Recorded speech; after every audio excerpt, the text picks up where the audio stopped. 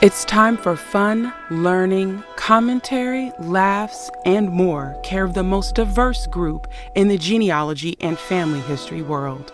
BlackProGen Live. BlackProGen Live. Welcome to BlackProGen Live with your hosts, Nika and True, and the baddest panel in these pedigree streets. BlackProGen. BlackProGen Live. BlackProGen Live. Alito, chumachukma. The unapologetic Black and people of color viewpoint. Genealogy, family history research with flavor.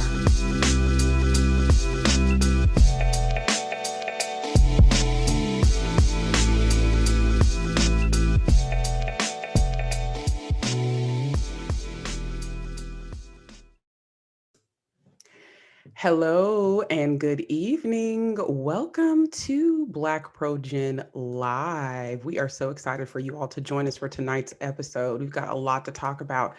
Tonight's subject, perhaps you've heard we don't have access to those records, or maybe you've gone to do on-site research and the staff didn't let you access records in the public domain. Ever had that happen? Have you ever been treated unfairly while in a repository simply because you're deeply in the minority within that space, as in you are the only Black person or person of color that you see?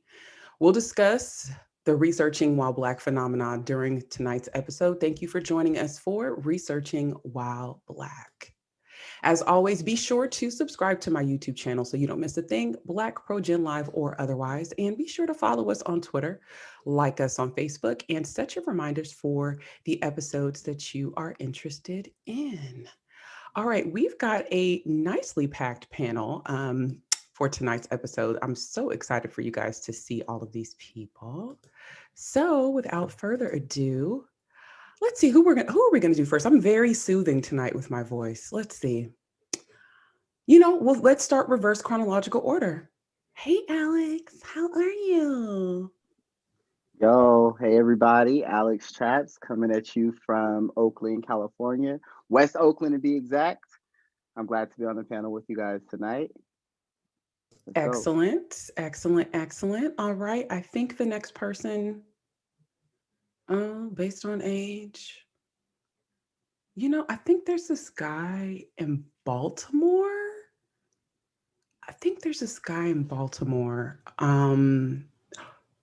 Oh, you, is that you?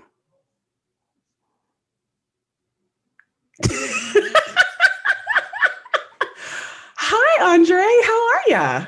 What's going on? What's happening? What's popping? What's cracking? It's your boy Andre. Just decided to give a little bit of extra today. If we're gonna be researching Wild Black, we might as well just give you Black in all of its greatness. All the Black zhuzh. We need all the Black zhuzh. Got it. I'm so here for it. All right. I think actually technically it was supposed to be James. That's okay. That means I think that you're younger than you are, Andre. Yes, praise him. What's up, James? What you trying to say about me? You're good mature. Evening, everybody. Oh, okay. Good save. Yeah, good evening, everybody. I'm James Morgan III. I'm the proud leader of the Zulu Warriors here on BlackProGen, and I'm just glad to be here with my brother Alex and my other brother Osama bin Thuggin tonight. I'm happy to be here. You know what? I cannot take you guys. Reese, just how are you, girl? How are you? I'm doing well, everybody. This is Reese representing the South Side of Virginia. South Side. Yes, and I'm just glad to be with you all tonight. And her effervescent noir e-negro. All right. Next up, I think technically it falls to my co-host Chuan, if we're going in reverse order this evening. Oh, man, I was hoping to go last. No, you were not. You're not the elder. You're kind of sort of at the beginning, but not quite. But yeah, still. What's up? I'm good. It's just, I'm glad to be here. It's kind of like I'm just relieved a little bit because we only have one more episode now. Girl. It's like starting to come off a little bit, but I'm just so glad to see everybody out there and still hanging with us and you know, it's a new day. It is a new day, as Miss Jackie would say. That's her phrase. All right, Ellen, how are you? Happy belated anniversary on Halloween. Oh, thank you. Yeah, it was a long 32 years, but we did it. Your marriage is older than certain people on the panel tonight. This is true. Going way back. It is. I'm doing good. Glad to be here tonight, everybody. Good. And the elder statesman holding it down for the aunties. State woman. Oh, stateswoman. The elder states Shelley. How is it going? It is going fine. Good to be here. Hailing in from Central Virginia. Good. Little old county's town called Palmyra, just outside of Charlottesville. Just outside of Charlottesville. Notice, do we have good coverage in the state of Virginia between you and Reese, like in terms of like your square mileage? So that means there's like a hedge of Black woman protection over the state of Virginia right now. I got Central covered. Yeah. Okay, so from the central to the southern, we good, right? We're good. We're whole good. Half of the state. Good. All right. So chat room, there are quite a few of you out. Hello, Shelby Cowan, Cheryl Singleton, Corey Jenkins Jr. I spotted your BlackProGen Live sweatshirt. He gave us a nice shout out and said that he has been watching us during the pandemic and is almost caught up on all of his episodes. So he said he finally made it to a live episode. So thank you so much, Corey, for your support. Andre Legacy Brother Pharrell, oh my Lord, I'm not going to pay attention to him. Mavis Jones, one of the other aunties, Angela Walter Majid, Nick, M, Hillary King, Dale E. Colston. Hey, Gaynell, our mammies, we love you. Thanks so much for your support. Beth Klein, Peter, Michelle Grant, Cynthia Gully, seeing a lot of our Patreon people here, Denise Muhammad. Yeah. It's jazz hands. It's good. How are you guys feeling right now, considering the lack of a concession? Considering, we have to have a brief conversation because I feel like we're all like waiting for the other shoe to fall. Is that accurate? It's accurate. I think we're past the shoe falling because it's rolling. We just been here so many times. It's like, what else could the worst is the worst already. So I just hope Georgia does what Kentucky didn't do. And at this point, that's where I'm at. Girl, I'm going to tell you, Michigan brought it. I'm just letting y'all know, and Virginia brought it. Now we got to work on Georgia. Y'all need to help Georgia out. Help Stacy. Help Stacy, yes, and help the two candidates that are there. Yes, I made a donation already to the Reverend. Got to exactly contribute. As a matter of fact, I just have one thing to say. Was split between the both of them. You can even have your donation split up between them. Yes. Okay, that's good to know, James. I just have one thing to say. Lose your job. You about to lose your job. See, you know what? And you better be glad because True commute you. Right. Well, here's the thing, you guys. Like, what I really think this election really showed is the power of the Great Migration. Right. Because if you look at these cities, in particular Detroit, if you look at Philly, right, those are Great Migration locations.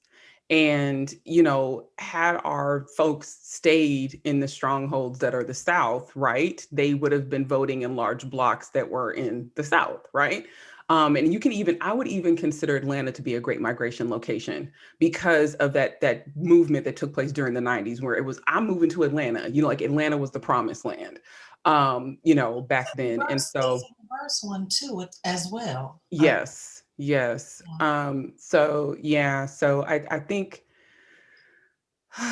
we're all taking a deep breath. It's a lot to take in. Yes, I'm still navigating all of this and my feelings, and I think a lot of us too, we don't want to be told about where we should be at in all of this. I think that's what's bothering me too the most is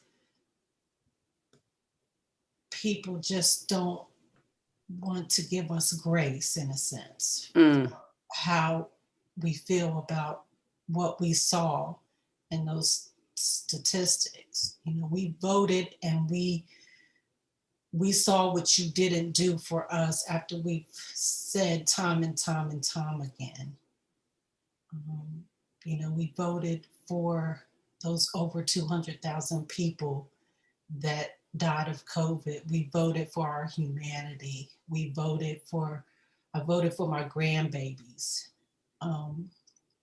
All that is tied up in all of this. And, you know, they say, you show me who you are.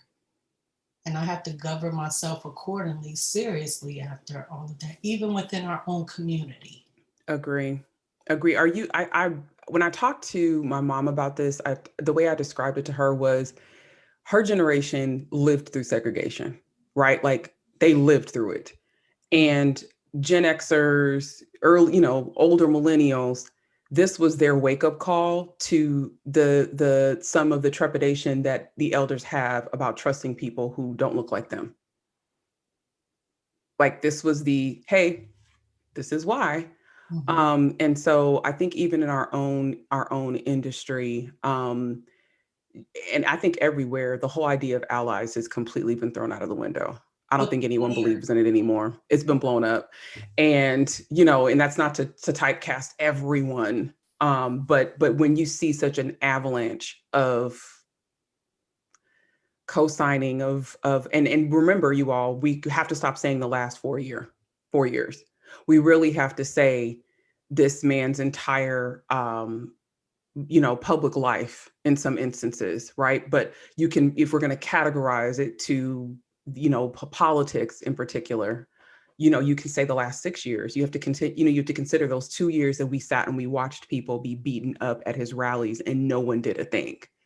And all the you know, the WWE-ness of those scenarios and the fact that these situations are happening. So with that said, let's talk about marginalization, because this is a topic that is beyond overdue, I think, in the genealogy community.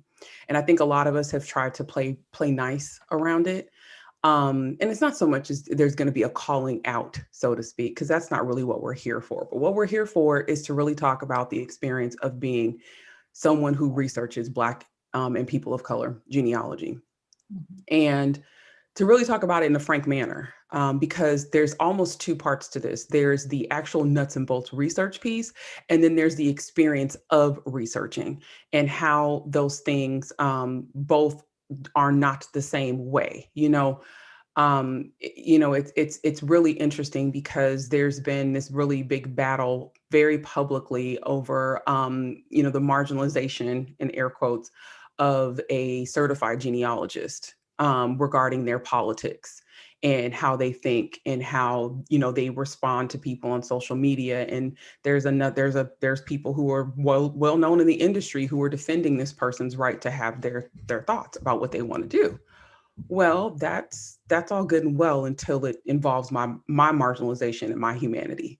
And so it's funny because people want us to lay politics to the side, and I can't take this skin off. This isn't a hat.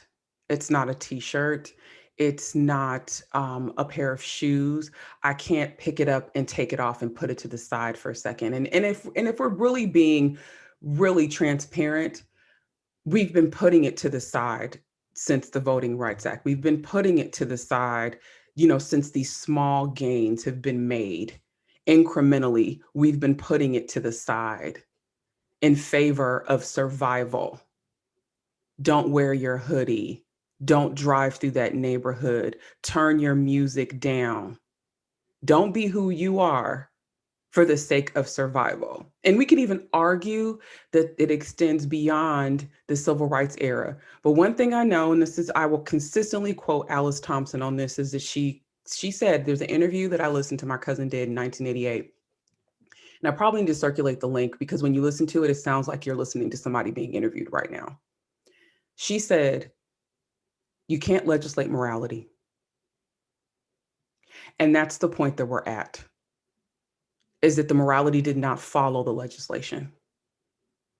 So I say to you, Don't waste your energy on trolls online. What's the point of commenting? It's a conscious choice that people are making to remain blind. And it's the same scenario with what we're talking about. So prep for this episode, episode 20, Who's Your Dewey? Best Libraries for People of Color Genealogy. We've got episode 64, Researching Beyond the Internet, Offline Research.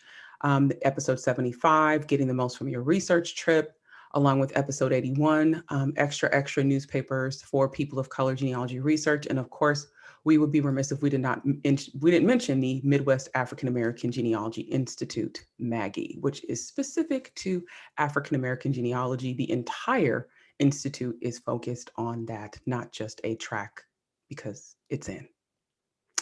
All right, moving forward, first question or bone of contention. And this goes back to something, again, the whole idea of laying things to the side. In this very active thread about, laying politics to the side and we should just focus on the history, I brought up the fact that genealogy is political. History is political, right? Can't separate the two. And so let's talk about racial identification being a guide and segregation in documents. And I think that a lot of us don't even really think about this because it's just second nature to us. But let's talk about it. Let's talk about that being the first thing we all look for when we see records. Those records are go ahead, Alex, and then James, you can follow. For me, I think that as anybody researching their family histories, like the first, big umbrella is like, okay, cool, we're going to move through the past. But for Black folks, of course, when we're moving through the past, we're moving through all of those records are literally the record of the systems that were there to keep us in our quote unquote places and our ancestors in their places. So we're automatically going to see those N words. We're going to see that Black, we're going to see that color, we're going to see that mulatto, all that. And unfortunately, because of the way that those records were in place, they're usually pushed to the back. They're not deemed as important as, the average Anglo-Saxon descendant in this country in particular. But then even if you if you have Afro-Latino heritage or whatever the case is, you're also going to see that mirrored. But in the US, there's this really special way that they organize all of these things because it was so ingrained into our ancestors' lives and the society that they lived in. So when we're entering these spaces to do research, be it online or in person, we're always having to navigate through that. And I think that that's something that the rest of the genealogy community does not regard whatsoever, is like what actually is on those papers was enough to determine someone's whole life and the way that they had to move through society. James? Yeah, Alex took everything I was going to say, but I completely agree.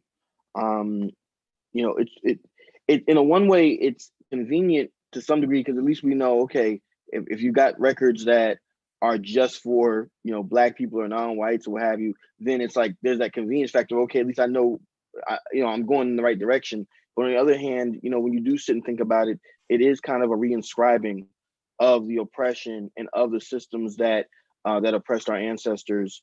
And it's a reminder, to me, I get emails every single day from various, genealogy publications and whatnot, talking about, research for your German ancestors, research these folks, research these folks.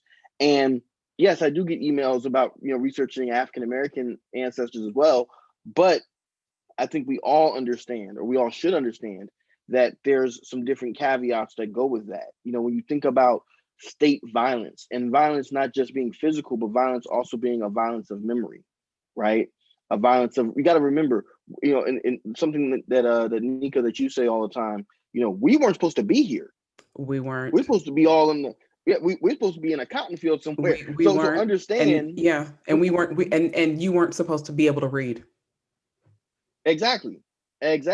So when you're thinking about genealogy for people of color, particularly people of African descent in this country, understand that some of the most precious documents that we have are also some of the most heart-wrenching. I'll never forget personally, You know, growing up, I've said time and time again, I am not one of those people who grew up knowing. I knew where my ancestors were probably enslaved, but I didn't know who they were. I didn't know any of their names until I was, a fully grown man. And understand that one of the most precious things that I ever found in my genealogy research was that first probate record, that first document that showed me these are my direct ancestors, and this is who they were enslaved to. This is what was going on. I'm thankful that I have some documents with the name of my 4 times great grandmother, Cheney Weems. But I'm very, very disturbed, and her husband Ezekiel, by the way. But I'm thankful that those documents exist so that I can show them and I have them as proof. But that and the 1870 census, that's what I have documented of my 4 times great grandmother Cheney and her husband. He ain't even on the 1870 census as far as I can tell. I'm thankful to know her name. Yeah. But to see her in that place and to know, I'm gonna say this and I'll be quiet, and to know that probate record that I'm talking about, she had a bunch of children on there. Her, the man who she had children with is on there. The ancestor I come from, her 7th son, Jason, is not on there. Excuse me, her 6th son, Jason, is not on there. Why was he not on there? As I read through the records, come to find out, she was pregnant with the man who I descend from. She gave birth to him while her deceased master's probate case was being litigated. There's a receipt. Literally, when we say we come with receipts, literally, how do I know? Because I have a receipt, a literal receipt from the midwife services that were rendered to her from the night before. Literally, I got a receipt. Well, and I think you raised some important points too, because the microwave nature of genealogy now, right? Like that's where we are. The microwave nature of genealogy, people putting in things and expecting things to come immediately out. The care and the time and the really just the care around these details is not taken because it's easy, right? There's no emotional connection to what you're doing. And for us, we cannot operate and search for these things without an emotional connection, even if it's not your people, right? It doesn't have to be. And so the other things, I mean, these are just barriers, right? Like, and I think in some ways we've learned how to use these things as assets, right? The vital records being in 2 different books. We've learned to, you know what I mean? We've learned to use that to our benefit, right? But I'm sure you all know when you start talking to younger people and they're like, colored? Why does that have colored on it? Why does that have FWC? What does FWC mean? Or FMC? Why is that on there? Why did they refer to my ancestor as a griff? Or am I biracial because my grandmother was marked as mulatto? Does that make me mulatto too? But that's the point. But that goes to your point about the microwave nature of genealogy. Because I was going to say, it's in your face. So when you look at like a census record, color is like the 3rd column next to your name and age. Ooh, can you repeat that, please? Because I really need people to, because I really don't think we process this, you guys. Like they want you to know.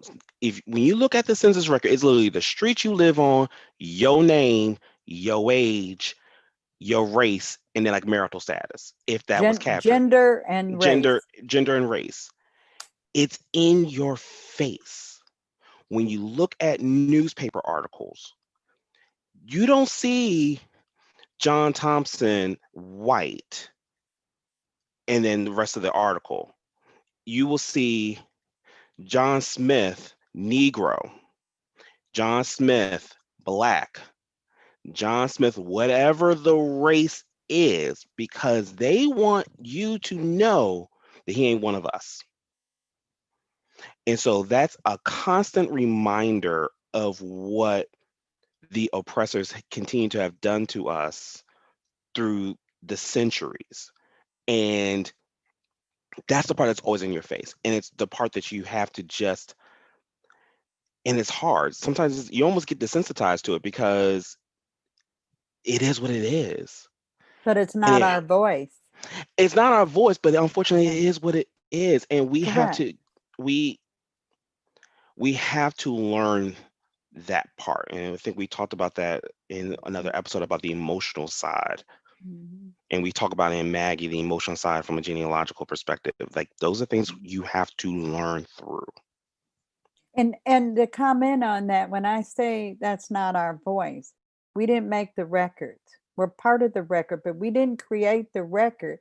And everything that everyone has mentioned, that control is still there. We realize it's in our face. It's still not our voice. It's what somebody else labeled us, and the situation that they put us in, how they counted us, how they saw us, but it never has come from us. Just like I say in different conversations, and even the laborers. Now, I'm born in the 50s. I'm born colored. I'm born Negro. Oh, wait a minute. Now it's Black. Now it's Afro-American. Now it's African-American, and whatever. We never called us that either. And y'all got to realize that somebody else gave us that label, that social label. We just took it on. Some choose to say they're Black, some say I'm Negro, some say whatever. But again, we never chose those. And the race and correct me if I'm wrong, in Africa, where we all have lineage too, right? Race, I don't think is discussed. That happened when it got here. It's nation in your fawn or your tribe. But that labeling came when we got here, as far as the mulatto, whatever it is, the griff. Well, even if you take it back, when you look at the advertisements in the newspaper in places like Charleston, when they were bringing in, Africans, right? Like we have to make sure that people understand, if you're trying to get back to your transatlantic slave trade ancestors, you're going to be looking for Africans. You're not going to be looking for Negroes. You're not going to, no, you're not going to be looking. There's no exactly. M's. There is no M's, right? Like that does not exist. So when you see these advertisements that they would run for 4, 6, 8 weeks, it will say 300 Africans from Guinea, from Congo, right? That kind of sectioning off began then, because there was a stereotype around who made a better enslaved person based on where they came from. So, I mean, it's literally, we didn't even, you know how folks say the body ain't even got cold and people doing stuff. We weren't even on the ship good. And these striations began. And then we're still even seeing that even in plantation culture, let me go there, right? With the folks that worked in the house versus the ones that worked in the field. You still see that even in the genealogy community, let me call ourselves out. Oh, my people weren't slaves. Come on. We weren't slaves. Like being a free person of color was that much better than being somebody who was enslaved. And please say that again. Because yeah, like just because somebody was free doesn't mean they did not have some of the same, if not, well, the same experiences as someone enslaved. The only difference is where I could take that walk. That's just because you were able to find the paperwork that says that there was a free person of color. You can't find the paperwork for the parent or the grandparent who was probably enslaved. And it could be. Yes, Right. Ellen, I want to make sure. Not just that. Can we give Ellen the floor for a second? Because I want to make sure she gets involved in the combo. Is there anything I was just keep thinking, like, isn't genealogy about navigating structural racism? I mean, that's really what we're talking about. Absolutely. Wait. Ellen, type that. Hold on. I need all of us to remote on that mic drop. Reese, I need to hear from you too. Let me get my Gatorade. I gotta take a sip. Anybody got a drink next to him? Get your drink. Sip on that drink. Ellen, say that again. Genealogy is navigating structural racism. That's what it's about. That's really what it's about. And that's what everybody on this panel is talking about and talking to. And that's what people don't get. If you're not a person of color, you're not Black, you don't get that. You're part of that invisible group that Andre was talking about. Ooh, Lord, Reese, girl, what you gonna say after that? I don't know what more I can say to that. Just to piggyback what off of what everybody else said, but it's been something that I think we as Black genealogists, we still have this imposter syndrome almost. And it's because of the way that we're treated, when we're researching these records or whatever. I have tons of stories, and I'll just talk about one real quick. A couple of years ago, when I was just getting into the Pennsylvania County courthouse research, I never felt comfortable going there. It's always been like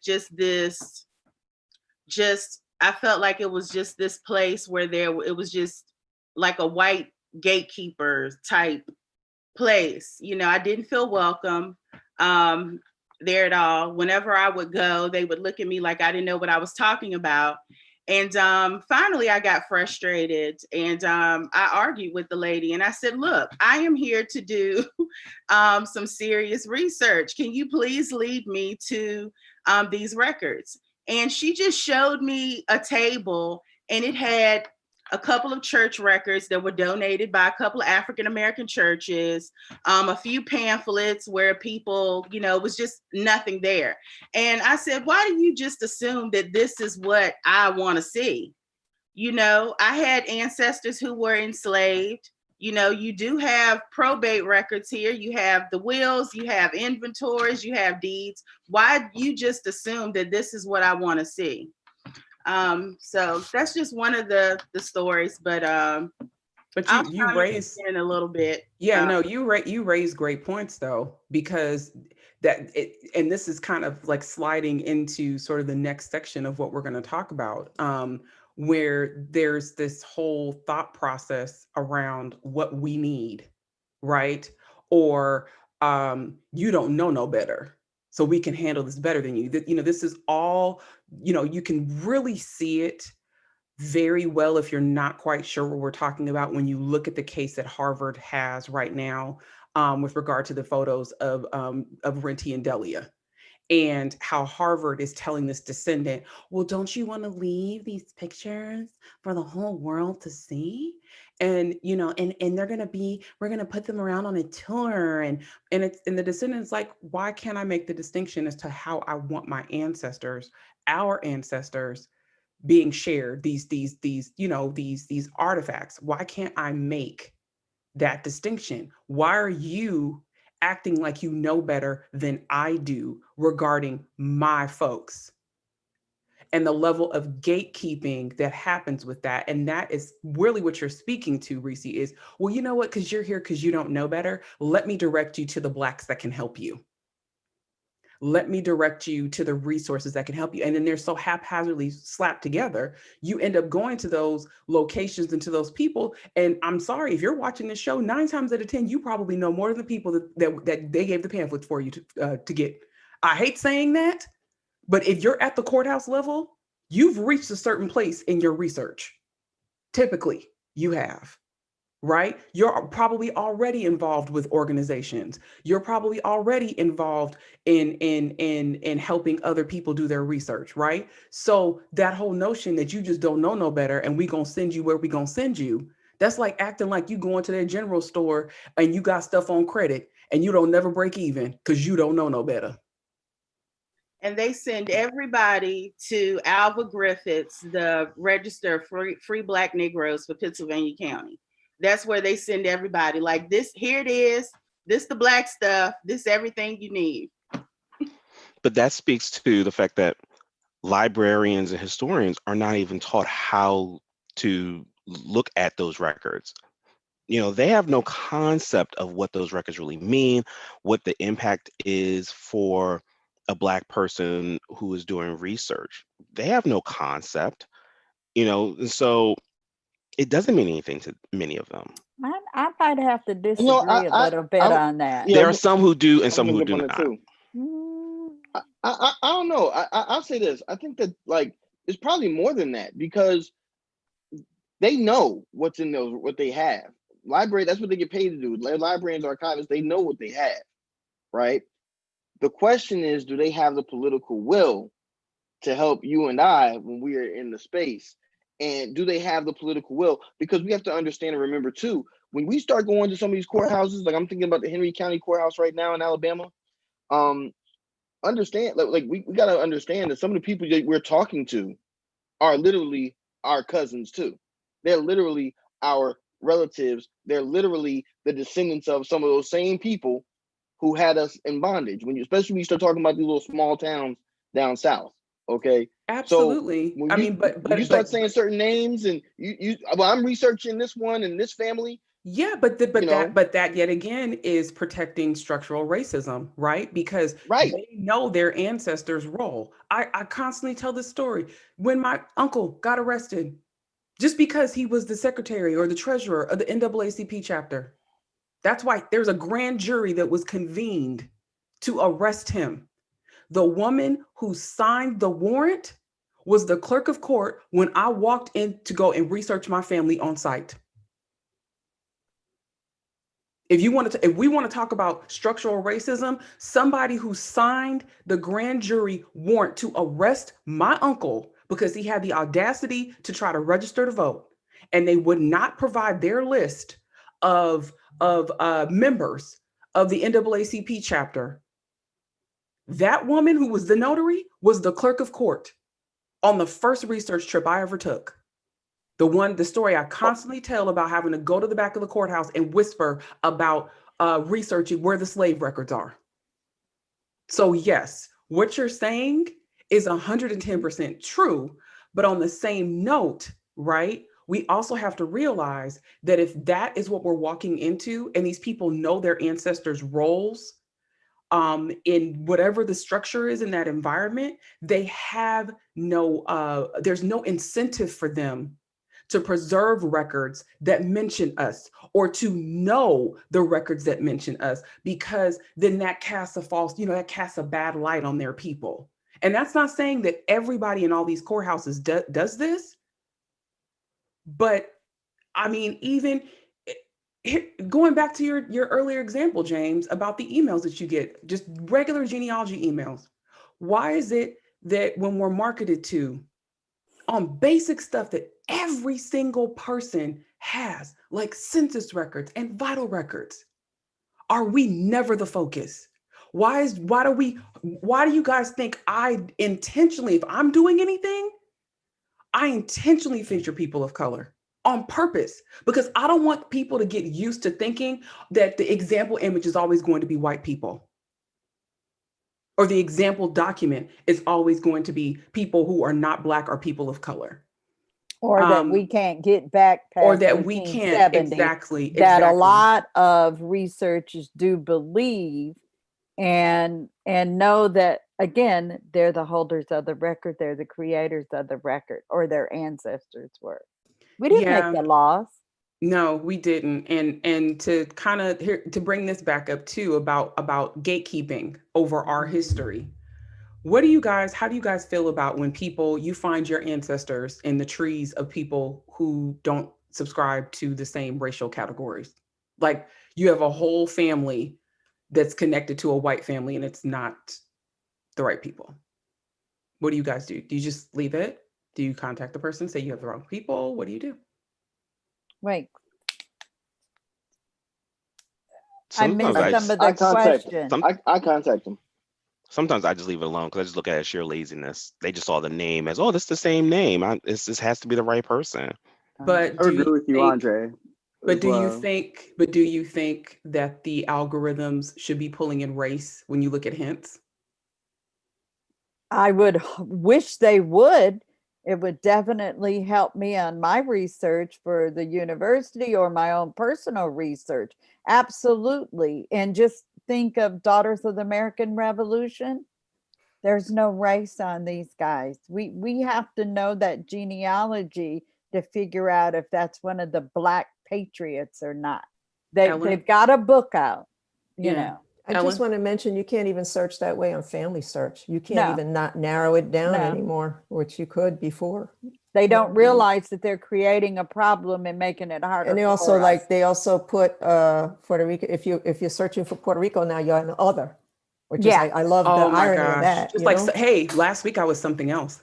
Right. Right. I was going to mention that too.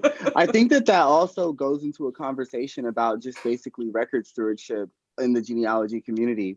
So the large companies that has gone around and done the digitization work or the cataloging and indexing and so on and so forth, and whether it be recent or whether it be for years stored in a vault in the middle of Utah, not to throw shade at any big companies that we might need one day.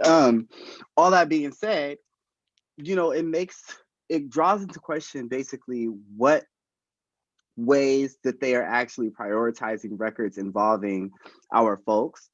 And then what ways are they prioritizing basically making them clearly accessible and available to all of us in a way that we don't have to go through hoops. So for instance, I would love, and I want to challenge all of us on this panel and our viewers to really go through and try to use as much like statistical data to figure out what portion of those records actually pertains to Black people and how many of them are freely available right now during this pandemic. And then which one of those you actually have to go in person to view and see, or be a member of these organizations, or be able to afford a subscription. Because in my strong belief, we shouldn't be having to pay some of the same costs that we're seeing our ancestors enumerated at and valued at on these documents. It just feels unethical. So every time that I have this conversation about researching while Black, I'm always thinking like, well, damn, like what are the percentages that really sets us aside to where we're still having to have this conversation in 2020, but yet like every Black History Month, they want to use like the 2 pictures of a light-skinned girl with curly hair talking about she a descendant of Thomas Jefferson. Like it's still the same conversation over and over again with these people. And for us to have to like that our experience in this field, I feel like we're always confronting this over and over and over again. And there's no barrier, there's no layer. Even the ethics of teaching people, okay, yeah, we're going to go to the county courthouse and you're going to look in this record set and this record set and that record set. It's like, what are we doing to actually arm people for what can come? Like where there could be the discrimination that somebody is the great grand roach of some enslaver.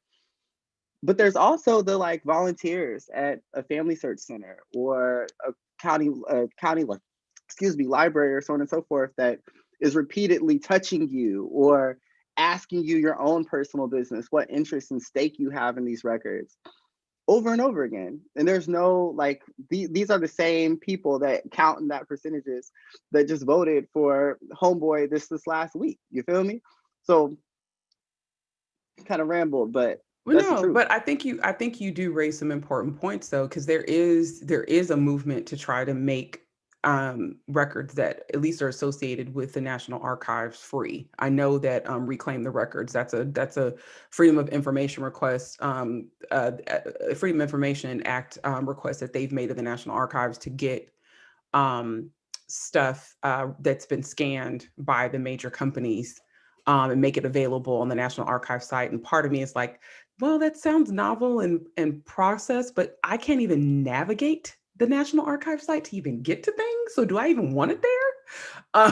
But I mean, there versus available, 2 different things. But let's move forward. Let's talk about just the level of disdain that you perceive when you're going through records by the people that filled them out.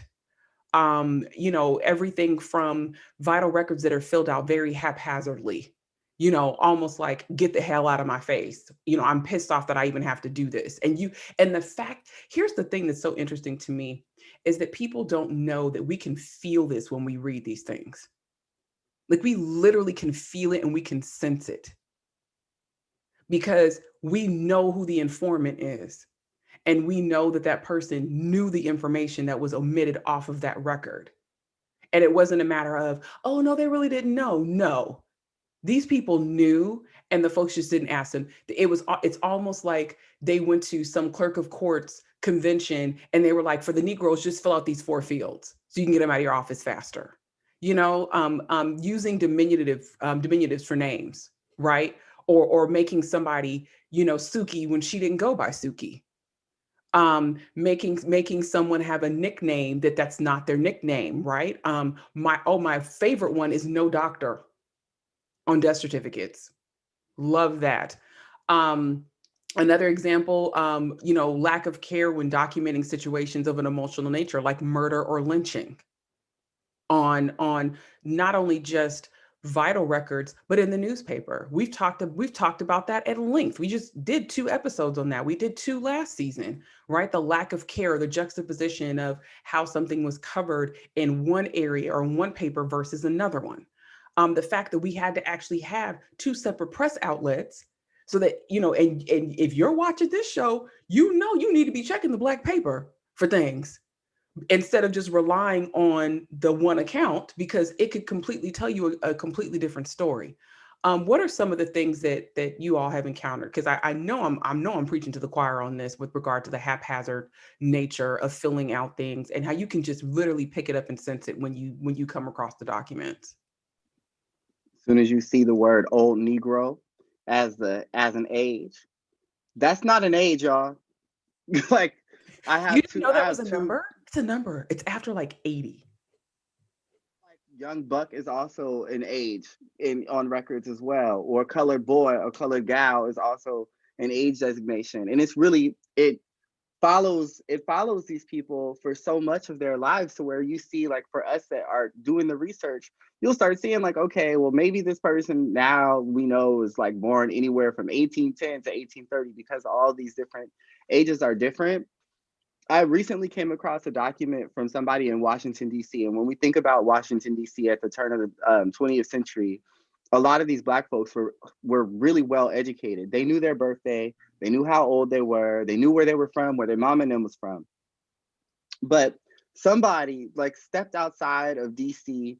and ended up in Virginia somewhere.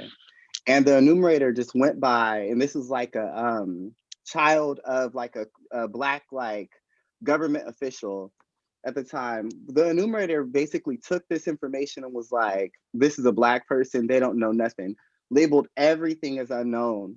And like, this person literally had a law degree. So we always see that in these records with these folks. We always see it. Anyone else? Some of the stuff. Reese, may I read something? James, yeah, Reese, and then we'll have James. You'll read whatever you read. Also, some of the enumerator, they didn't even stop at the houses. And I know in rural Virginia, they would just stop at the big house on the corner, which was usually the one that they worked for as sharecroppers or whatever, if they were still on the land. But they would just stop by and they would say, who lived down that road down there? And it could be anybody's name, where they had heard nicknames, the parents called them nicknames. Oh, so-and-so, well, how old do you think they are? Well, he looked like he about 5. And then your ancestors change ages like 50 times, within the course of a few years. So that's just one of the things I wanted to point out too. Sometimes they didn't even ask the actual people. It was just the white man on the corner at the big house. Just assume he know everybody that lives down the road. Well, and something that I also think, James, you can come in and chime in with what you're going to read. I think in the regular genealogy world, they think, oh, well, we don't know who the informant was on the census. It's like assuming good intentions, right? We as people of color, we cannot assume good intentions. We can't. Like, as much as we want to, because of the track record that this country has, we can't make that cute assumption. Because I'm serious. Like, I've heard the conversation around, oh, well, we don't know who the person was. We don't know until 1940. I mean, we've even said that, right? Until the person is marked. We don't know that. But as people researching people of color, we can't make that assumption, because all we know is that we've been relegated legally and through practice into second-class status. and it's reflected in our documents. So no, it's the same thing as we can't lay our race to the side. Just like we can't assume proper intentions or equitable intentions for some of these older documents. I'm sorry. James, what were you going to read? So Alex got me thinking about something. Now, this is an actual newspaper clipping on my 4 times great grandfather, Henry McBride. And just listen to what this says about him. He had passed the century mark. A coffin was sold here yesterday for a Negro over 100 years old, said Adolphus Chancey today. The Negro is one of those old-time antebellum darkies and was generally known about Spring Hill. His name was Henry McBride. No one seems to have known exactly how old he was, but for some time, it had been conceded that he had passed the century mark.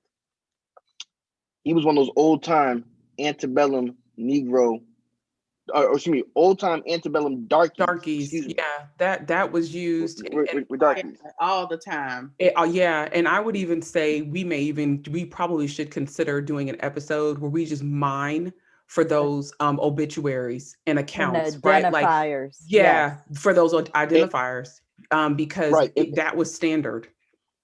Right, and my point in reading that was because I have that one. I have another one from another ancestor, Roland Gordon.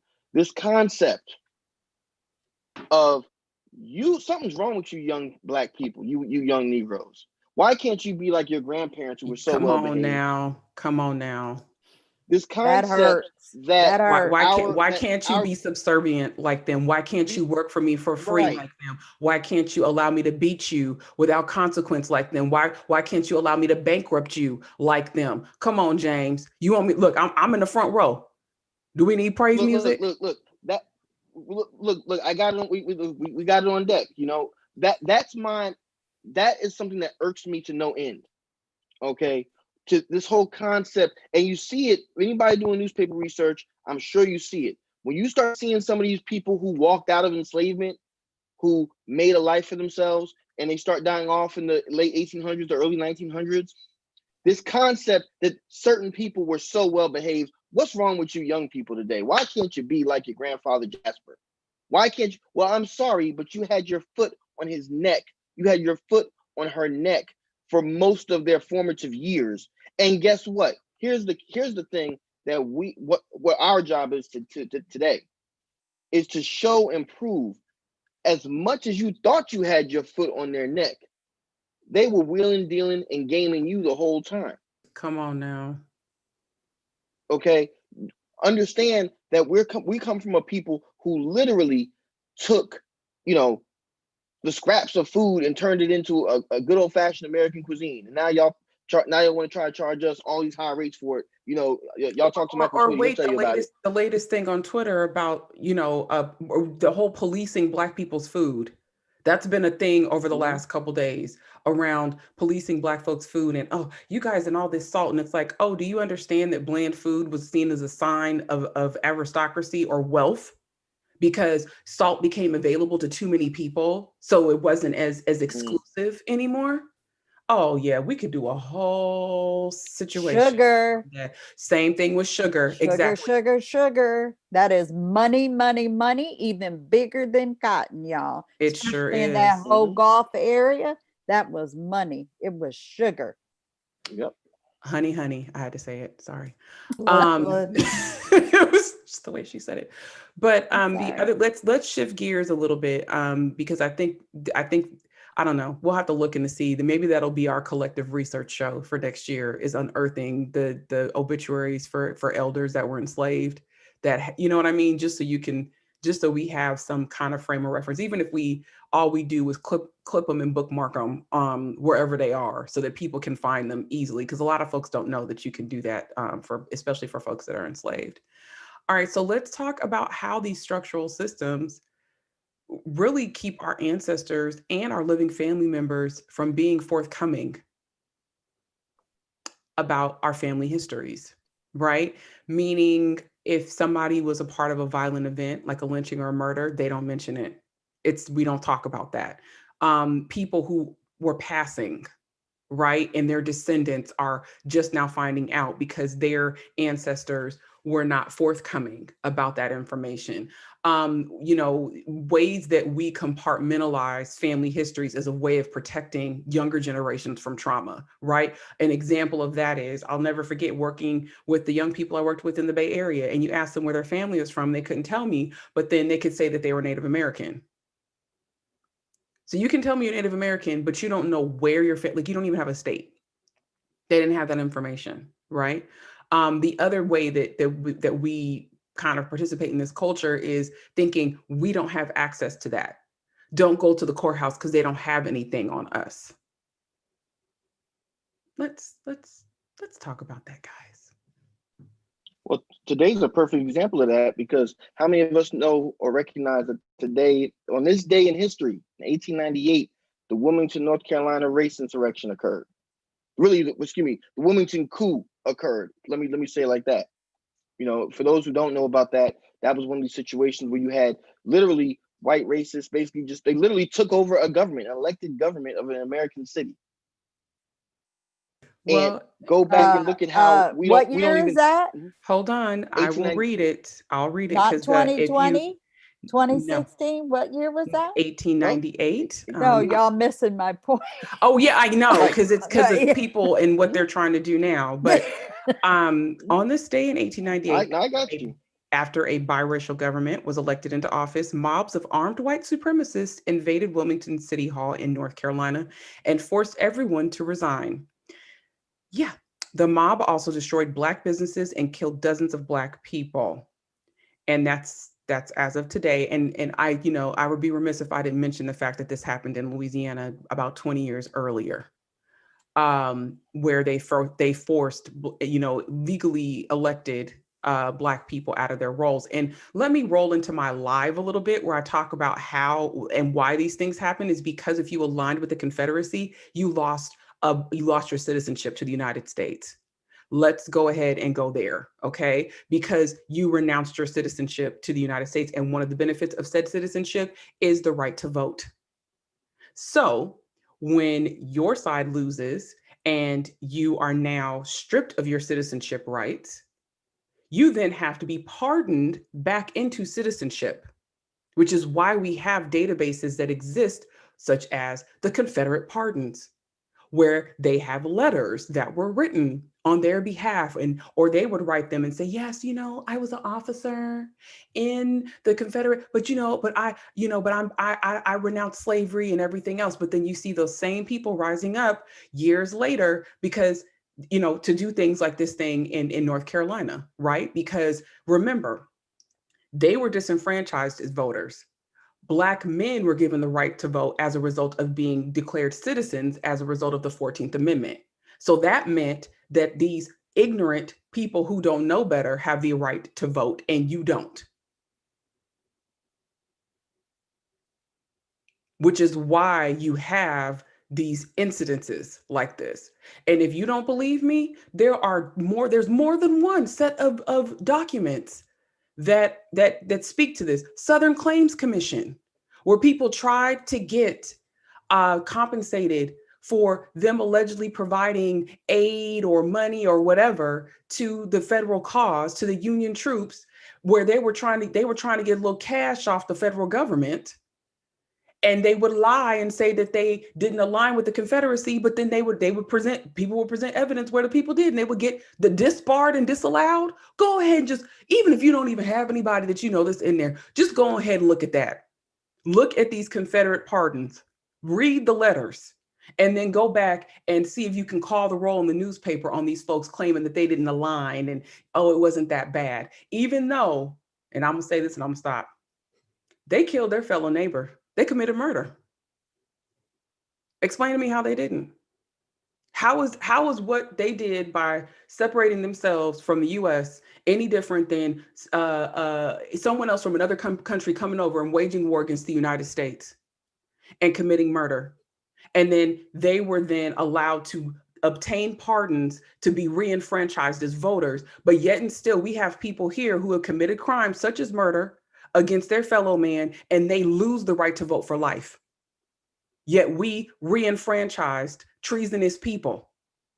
And look where we at now, 70 million votes later. I'm done. What would y'all like to talk about? And to piggyback off what you said, you have to know that local history. Because like Nika said, it's like tons of stories just like this one. Every city, even the ones that are lesser known, have a Reconstruction story. Where I am in Danville, we had the Readjuster Party, which was the biracial party. And just like with anything, you know, the powers that be thought that they had got a little uppity.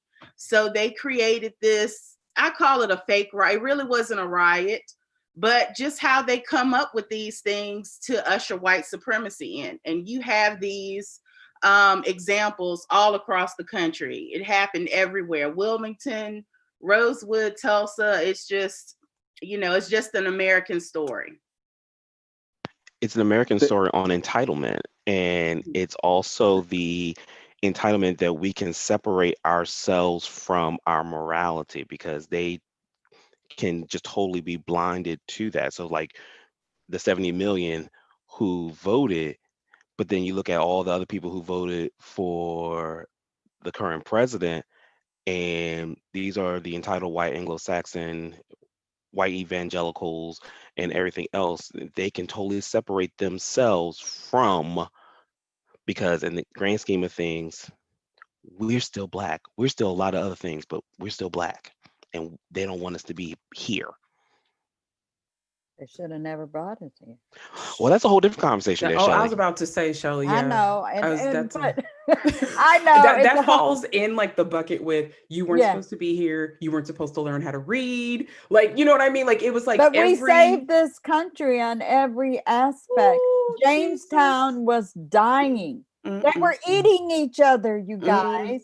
There's books on this.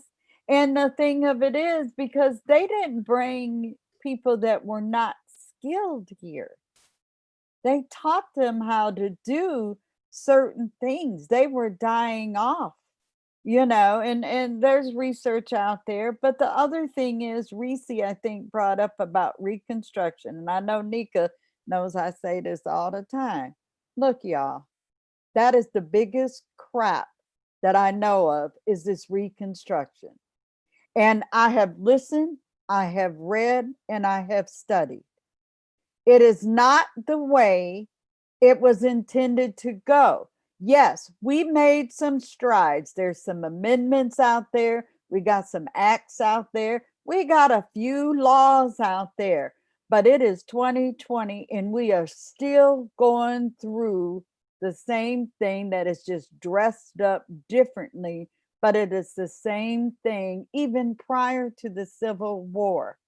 And I'm gonna say from 1619 coming forward, it really has just changed at different levels, but we have not went through the Reconstruction, and people have made a lot of money about all the things about Reconstruction. I just watched a segment on Henry Louis Gates thing he did. It was wonderful. But why are we still involved in the same things that says Reconstruction, number one, didn't happen, or there's forms of it that did, that made the little gradual successes? I don't get it. Well, no, I mean, I just gave a great example. We re-enfranchised criminals. I mean, dressed up. They come to the same party. Yeah, it's dressed the up same. in a It's the different same outfit. thing. You Yeah, re-enfranchise the very people who supported the system that with the war was fought over.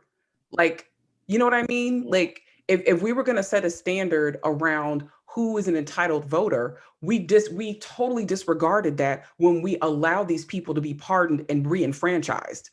Like, you know what I mean? Like the ground that you had to stand on regarding convicted felons, former convicted felons being re-enfranchised to vote, that completely got obliterated when we allowed these pardons to happen, because it had that's to happen about on to multiple happen levels. in the next few months. Well, and that's my point. But see, here's the thing, right? You start seeing new iterations of this, like with your governor, Shelley, with Northam, literally pardoning thousands of people to re-enfranchise them, right? Like that's the way that we've had to move, and just literally hopscotching it's like a hopscotch game to figure out who the heck is enfranchised state by state. Like, I keep telling people, go and look this up.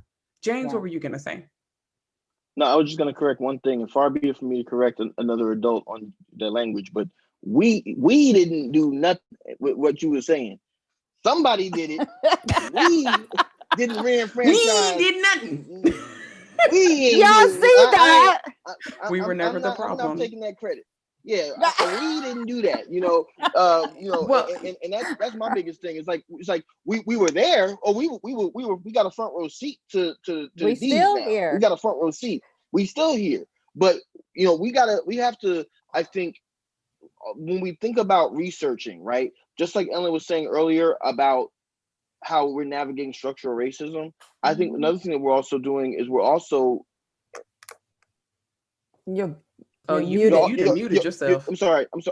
You also learn that you're also assigning responsibility, historical responsibility, to individuals, to organizations, to entire families, to corporations, to government agencies. You start assigning responsibility, and then you sit back and you look and you say, wait a minute now, how is it that in my own family, I had a Judge Daniel Gordon signed the marriage certificates of many of my relatives, many of my ancestors.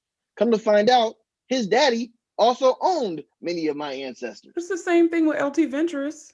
Yeah. Everything they needed a co-sign on for everything they needed a good white person to vouch for them was Lawrence Trask Ventures, who was the slaveholder's son. Right. In any environment, you're going to see that. I mean, that, but that's absolutely. But yet, and still, again, remember, just like that juxtaposition of, oh, well, you know, we don't really know who the person was who was the informant for the census. Maybe they just went with what they knew. Versus, we have to potentially assume ill will. It's the same thing with that. Their descendants will read that as, oh, isn't that great that he was the witness? Isn't that great that he was the witness? Isn't that great that he loaned them money? Isn't it great that they could still be buried on the same land? Right. It's not just the descendants, though. When you're talking about, in my case, when you're talking about a judge or somebody in that regard, understand, folks, that when you're walking into these courthouses and whatnot, they may have the resources you need, but you're walking behind enemy lines in many instances. You're walking into the places, and I don't know if everybody's like this. I'm this way. When I walk into a building, especially an old one, I like to read the plaques. I like to look at the statues and busts and the paintings and whatnot. I want to know. You want to know who was on the cornerstone, who built it, who was the person. Yep. Yeah, got it. Yep. I want to know, because you know why I call those? I call those mugshots. What we're doing historical crime scene investigation right now.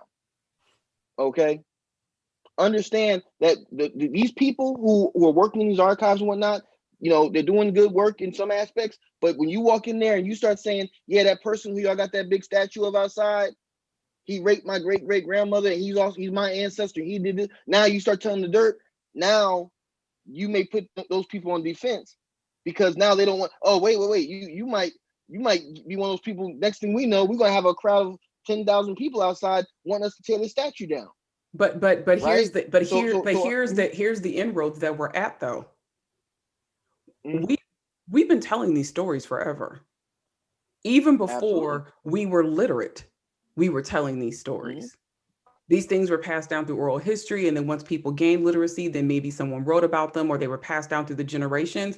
And then what happened is, okay, now we've got the DNA revolution, so now you really can't argue it because it's DNA. But look at what we're looking at with this election. You don't trust the returns because they don't know better. There's no way they voted against their oppression. There's no way they voted against their marginalization. There's no way they voted against my interests to protect me. So now I'm going to question the legitimacy because they don't know better. Right. But here's the kicker though. But here's the kicker though. One of the things that's been a great leveler is we all got a supercomputer in our pockets. They don't trust that either. So because that's sowing the seeds of misinformation, right? We've got two deeds. Whose deed is correct? The person that signed it with the signature, or the person that marked it with an X? It's the exact same thing.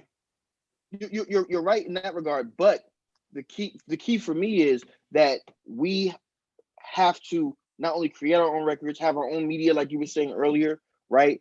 But we also have to be the keepers of our information and archiving our own information as well for the record, for our descendants. So that our grandchildren should not be having to go back and dig as hard for certain things because we're passing it on. But can I means to pass it on. Literally, they can come back.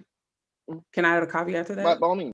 Because I think I agree with you, but I also think that we don't need to be gatekeepers and reinstituting plantation hierarchies in our genealogy world. Again, back to we're free people of color, or we're from 1619, or we're from Georgetown. You know, I ain't got ties to either one of them that are verifiable, but that doesn't make my folks less important or their stories less important. And so when we propel these organizations and these groups and these projects, that's why I work as hard as I do on my TRAS project, because that doesn't have anything to do with the president. It has nothing to do with a 1619 or Georgetown or anything. These are regular ass Black folks. Let me give them some airtime. There are so many other community projects that are out there, but because everybody chases the famous thing, because that allows you to other yourself. Please hear this. Please hear this. So many of us have been othered. What do I mean by that? You know, it's the reason for the uptick in the number of votes for somebody that literally we sat back and watched killed over 200,000 of our fellow citizens. You have allowed people to other you.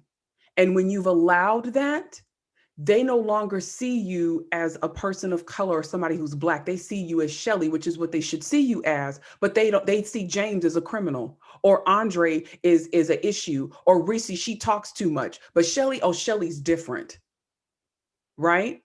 And when we put all this stock into the major projects that have gotten news coverage or that have some sort of benefit associated with them, we begin to other our Blackness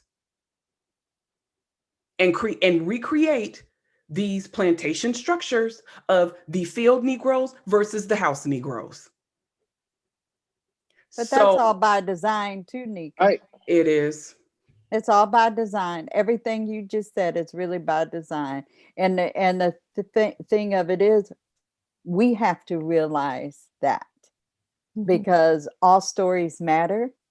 But we have to realize that the whole design of good hair, bad hair, light skin, dark skin, that's all embedded and ingrained and implanted.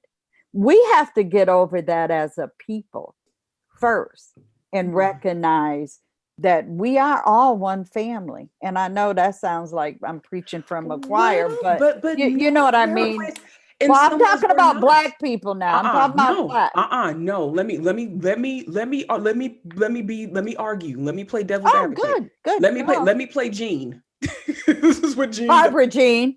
No, this is what cousin Jean does. Oh, your cousin Jean. So literally, you guys, I've talked at length about this on the show so much about my family's involvement in the civil rights movement. This is well known.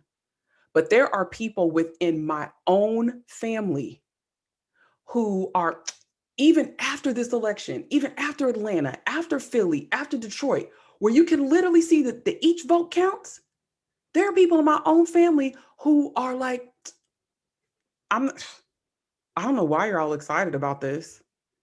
I have people in my own family who still align with that regime, despite direct evidence of their own family being involved as we were. Despite that, you guys, I had to tell a cousin, I said, do you realize that if this was 60 years ago, just based on your last name and your race, you would have been surveilled. You don't even have to know the rest of us, or the fact that you could still be surveilled now just based on your last name and your race because of your connection to the rest of us. Even that didn't make a difference. So we got to realize, just like how there are different types of Black people, there are Caribbean Black folks, there are Afro-Latinx, there are Southerners, there are Northerners. We got to realize we have a diversity of thought. And just as we talk about white folks getting radicalized, there's a whole lot of Black folks getting radicalized on social media and stuff too. We can't even go there. We can't even process the misogyny within the Black community. from men and from women that created some of the situations that we have now. Like, we would need a whole season just to deal with some of this stuff. Our Ask MARIAH person is going to be coming in here in a second live, but I wanted to make sure we covered a few things before that. We have a whole section outlined on how records have been weaponized against Black people or people of color, right? We've talked about this on the show before. People who were legal citizens of the United States who were illegally deported as a result of the 1930 census and how they marked their race, or how their race was denoted. The illegal detention of people through the use of the 1940 census, that was used as a means to round people up into internment camps during World War II. Voter disenfranchisement, that huge thing, targeting activists through media coverage, listing their addresses, right, in the non-Black paper, right? Yeah, it happens now, right? Where, oh, so-and-so, like that's the whole way that I got the whole trick of searching for family members using an address, just in case they misspelled the name, is because I was searching for my cousins who were in the movement to see where they got arrested. And sometimes they would spell, a person's name with a different letter, but the address was always correct. An additional example, read up into this. I talked about it briefly just a second ago about, folks being arrested for being part of the NAACP. There's a great write-up from the Amistad Center that talks about how public records, in essence, were used to eradicate the NAACP in the state of Louisiana, and how they had to create shadow organizations. And it didn't just happen in Louisiana, it happened all over the South, but in particular in Louisiana, it did happen, where they had to create new names because they couldn't operate under the NAACP as an incorporation, because people in the state used that, they used a law that was used to eradicate the KKK to get rid of the NAACP after Brown versus the Board of Education. It's written out very nicely with photos and whatnot. We talked about the on-site research experience, assuming that you have nefarious intentions while you're in the archives, which is why James said he looks at who's on the cornerstone and all that other kind of stuff. Being followed while you're there, assuming you don't know what you're doing. There's a lack of trust, right, between you and them, because you can smell what's cooking. And I would say our advice to you would be to find the canary in the coal mine while you're there. Find the staff member that wants to help. And if you don't find one, then you just know you need to watch your back while you're there. There's kind of no other way to say that. The other thing is encountering where they won't give you access to public records when it's literally illegal that they're supposed to do that. That has happened to people. And there's a couple of articles we'll share. One is the selective indexing of crucial record sets. It's an article from the Associated Press that True happened to be interviewed on, about, when the state of Alabama came out and admitted that they were basically a warehouse for Confederate memorabilia. The entire state archives of Alabama, they admitted, oh, we were founded just to preserve the Confederacy, the history of the Confederacy. That came out earlier this year. And there's another article we'll share in the links, digitization selection criteria as an anti-racist action. That's from a librarian with the LSU, Louisiana State University library system, where after reading How to Be an Anti-Racist, he discovered the ways that the library system, in particular his that he works for, codifies racism within their practices based on what they decide to digitize, and all that, and how they've reframed what they've decided to do. Anything else you guys can think of before we jump into Ask MARIAH? Closing statements, Alex, Reese, Ellen. Ellen, you can go first. Just thinking about the lack of diversity in libraries and how that's got to be remedied in the future, for future. And a lot of what you're talking about, the on-site research experience, is literally a list of microaggressions, all those small injustices that people do without thinking about it, So, Alex.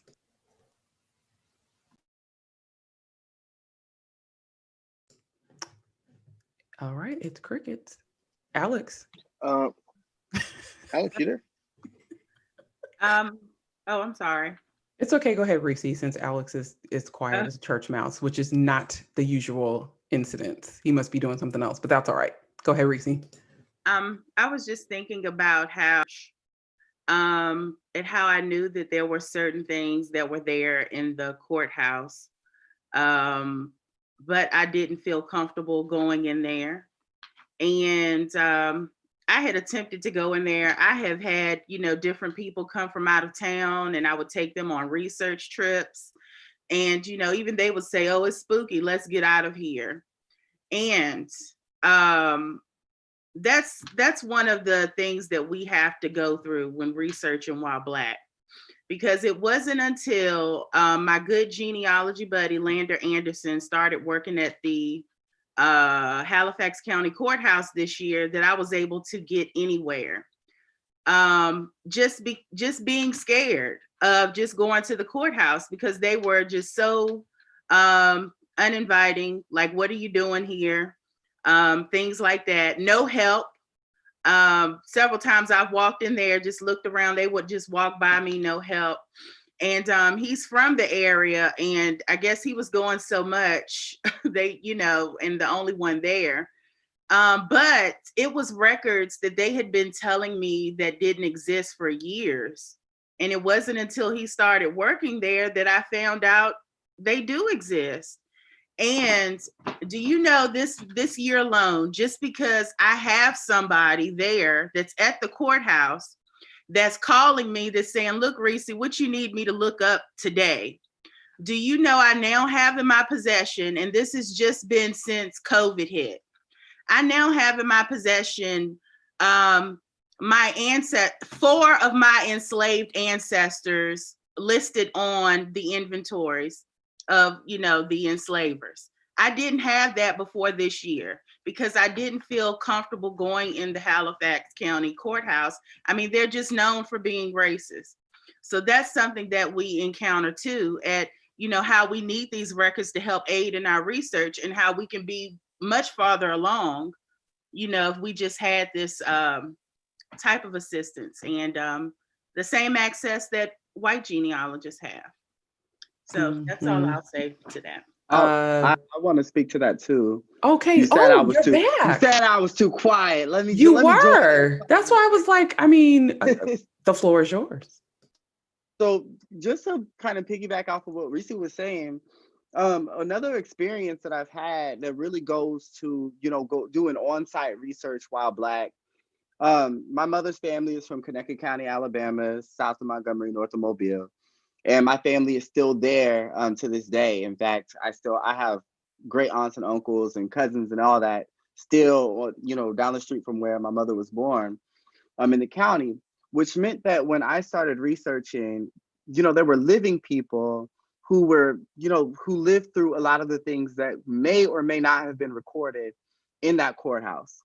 But then there was also other conversations about, well, if you're trying to find them slaves in the family, they sold us at that courthouse.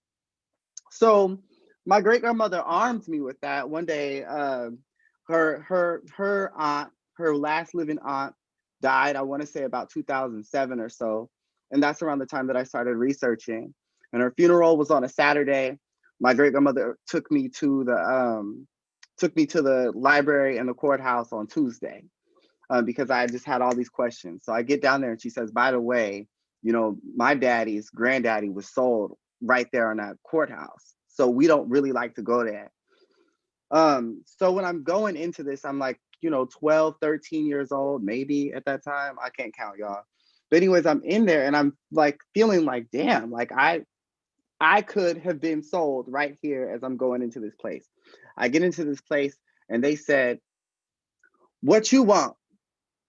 And so I said that I was looking for these particular books, and my great grandmother wanted me to go and pull deeds up on some other relatives, quiet as kept. So she sent me in there with a list of things to look up, but also, I was just kind of see something in general.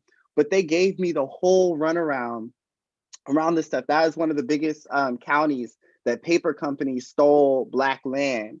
So they don't want us to see any of that information. So there's people that have, like we talked about earlier, that have a stake in it. Another conversation is around basically just the erasure and like omitting of Blackness in the archive altogether. There is this, a young woman in the 90s and 80s did her dissertation on the area, and it's called Coley Gaps and Cowcumber Leaves. And it talks about the Black community of the area.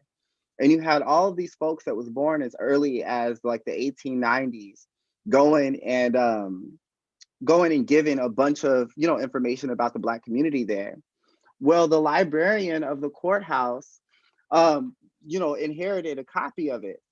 And she went and struck through every mention of race mixing or mulattoes, and then also who owned a lot of the people when they were talking about, when they were asked deliberately about slavery. So some of these folks were giving, you know, late 20th century slave narratives that just proved to be very, very helpful to my research.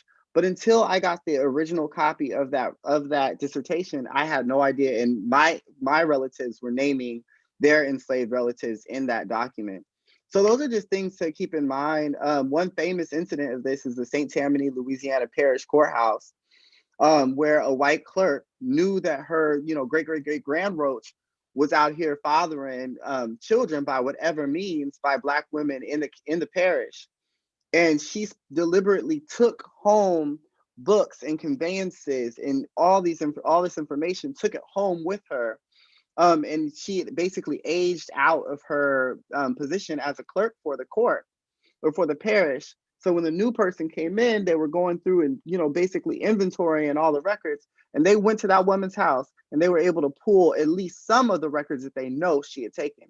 But we don't know what's missing. St. Tammany Parish, Louisiana is one of the hardest counties to really get a lot of information on. So it's because of people like that. Listen, so it's they're all over the place. So that's just something that I you know, wanted to highlight and keep in you know, past everybody to keep in mind, is that, you know, sometimes it's not even just, you know, what's on record. Sometimes it's literally that there are people living right now who are safeguarding all of this stuff and trying their best to keep it from us. So, well, I will close by reading something that I came across in the Chicago Defender, because there's been conversation in the chat room around, you know, oh, well, why don't we just move to Africa? Let me read something to you guys. The fact must be faced that the Negro population of America is here and is going to stay here. And with it, the Negro problem, because the lot of the American Negro, though it leaves much to be desired, is preferable to anything else likely to find elsewhere. He is securely rooted in America, and a talk of his return to Africa is as if he had just arrived is merely sentimentality. It is well over a century since the last Negro immigrant from Africa came to our shores. The Negroes of this country rightly pay no attention to those who advise them to move en masse somewhere else. They will not go willingly, and the government of the United States has neither the power nor the will to force them to leave. American Negroes suffer many discriminations. There are many things in this country they may not do, places they may not go, positions they may not hold. The fact must be faced that these discriminations are, for the most part, not being removed. The race problem in America, like many other problems, appears to have no solution and no end. What hope there is in the situation lies in the power of both races to face the facts honestly. I'll read that again. What hope there is in the situation lies in the power of both races to face the facts honestly and with as much goodwill as they can command. Frankness and goodwill will not solve the problem, but can ameliorate some of the symptoms. And that was printed in the Chicago Defender, March 31st, 1928. And it was attached to an article about a man named Arthur Sewell who lived on the south side of Chicago and became wealthy as a result of oil and decided that he was going to go back to Liberia because he figured that was a better lot for Black people to have. And he went there, and when he saw what he saw, he decided to come home. So don't always think that there are greener pastures elsewhere. That's not to say that you might or may not work for you, but remember, we got a lot of varying perspectives on Black folks, and not everybody is ready for that life. All right, so let's go ahead and get into Ask Mariah, because our guest is here and eager to have their question answered. It's time. It's your favorite part of the show. This is the part where you, the viewer, submit your questions, queries, conundrums, and more to the panel, and we weigh in live with research help specifically geared toward you. Panelists never see the queries beforehand, so you get a chance to see us work together live to help our Genia Buds get past their brick walls. Tonight's query is from, and ma'am, you know, please, I'm just gonna call I'm just going to call her Auntie L because I don't want to say her name wrong. It's LaQuetta. LaQuetta. Okay. I didn't want to say it wrong. And you know, that's the thing. It's going to be Miss L or Auntie L. So all of that's good. All right. So her query concerns Elizabeth Bett Cromwell Young, born about 1838, died 1901, who is her 2 times great grandmother, born in North Carolina, died in Oxford, Granville County, North Carolina. She needs assistance in determining who her parents and siblings were. Basically, who is Elizabeth Cromwell Young? We don't know who this lady is. So we've got someone born about 1838, died 1901, born in North Carolina, died in Oxford, Granville County, North Carolina. Looks like you've taken the litany of DNA tests. So of course that is great. Ancestry DNA, 23andMe, Family Tree DNA, and MyHeritage. Yes. Moving forward, Elizabeth Bett was sold in 1863 following the death of Rhodes Nash Herndon. Panel, are you cluing in on the fact that she knows the exact date of the sale? I see heads nodding. I see heads nodding. That's a good thing. All right. So she was sold in 1863 following the death of Rhodes Nash Herndon as part of his will, which includes her children, all of whom were bought by Rhodes's younger half-brother, Dr. Henry Clay Herndon. Ooh, her 2 times great-grandfather. Uh-oh. Wait a minute. Oh, what you got? Wait a minute. So let's see. She was born 1838. He's born 1827. She's the great-great-grandma. He's the great-great-grandfather. Okay. We all on the same page? Okay. We all catching what we throwing. All right. We there. Okay. Good. This all took place in Granville County, North Carolina. Bett and some of her children were listed on the 1870 census in the household. Yeah, Dr. H.C. Herndon. She is also there in 1880 and 1900. I also discovered her gravesite, which is how I discovered her full name and date of death. So, okay. Henry was busy with Bett. I'm going to go ahead and say that. Anything else you'd like to add to the conversation while we're talking about it? Because to me, it seems like the answer is right underneath your nose. This is like several generations of the same family being enslaved by the same family. But the question is, if you've got touch points, right, like that are after she was born, but before the sale, that will lead you back to the right people, right? So, a death of another family member, which of course the will or probate, or someone got married, or, all of those things. Anything you want to add before the panel starts weighing in? Sure. I've been researching her for over 20 years. And I've checked with the parents of Rhodes Nash Herndon and Henry, which was Zachariah Herndon, and for Rhodes, Amelia Rhodes. And my 3rd great grandmother was with Zachariah Herndon and Lydia Sims. Those are the parents of Henry. So they're half siblings.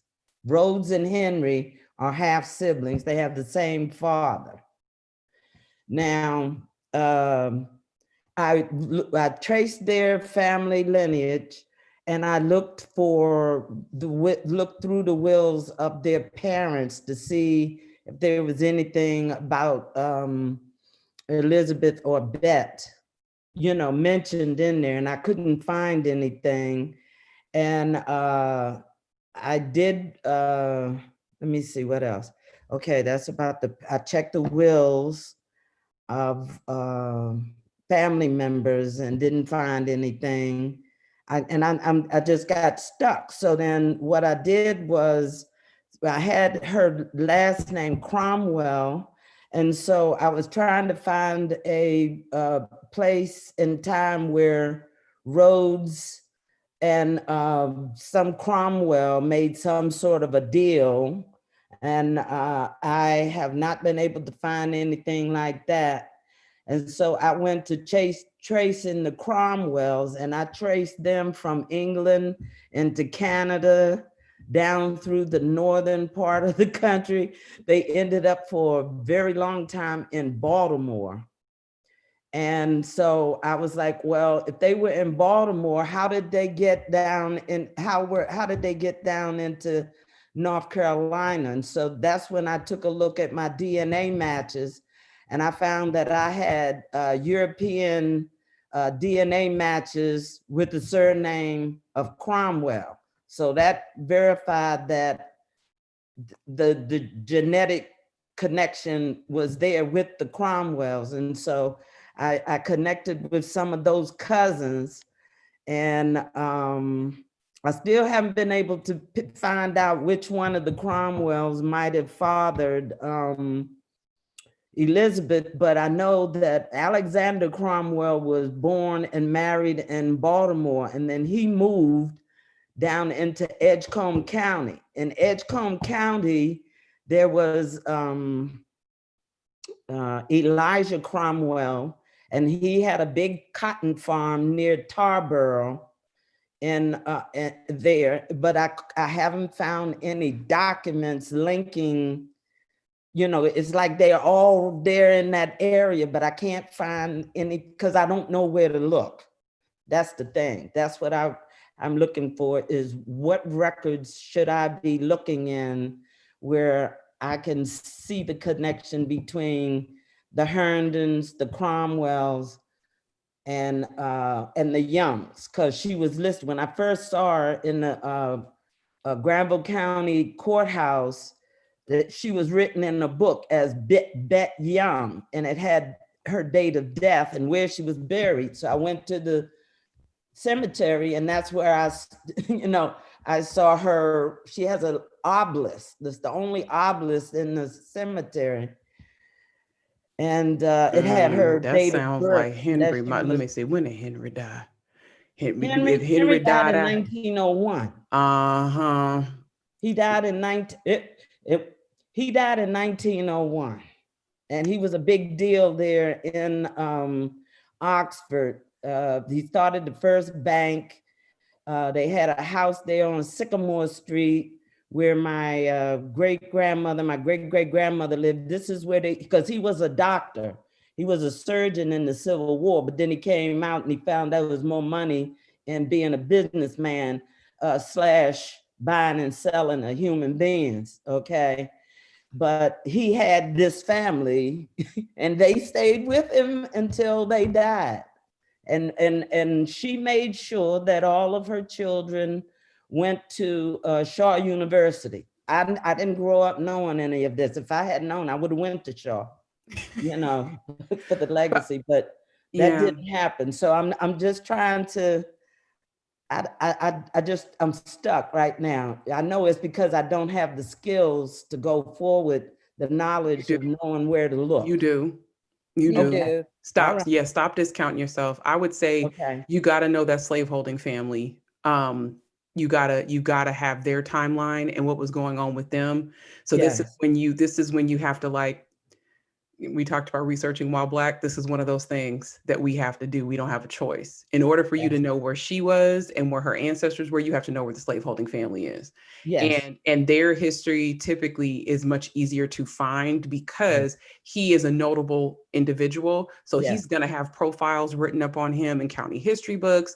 He's going to have stuff written up on him, maybe even a profile from the universities that he attended, because, you know, oh, he started a bank, and oh, his house is on sick. All the stuff you just listed off, they're going to have that in that book. It's going to be there.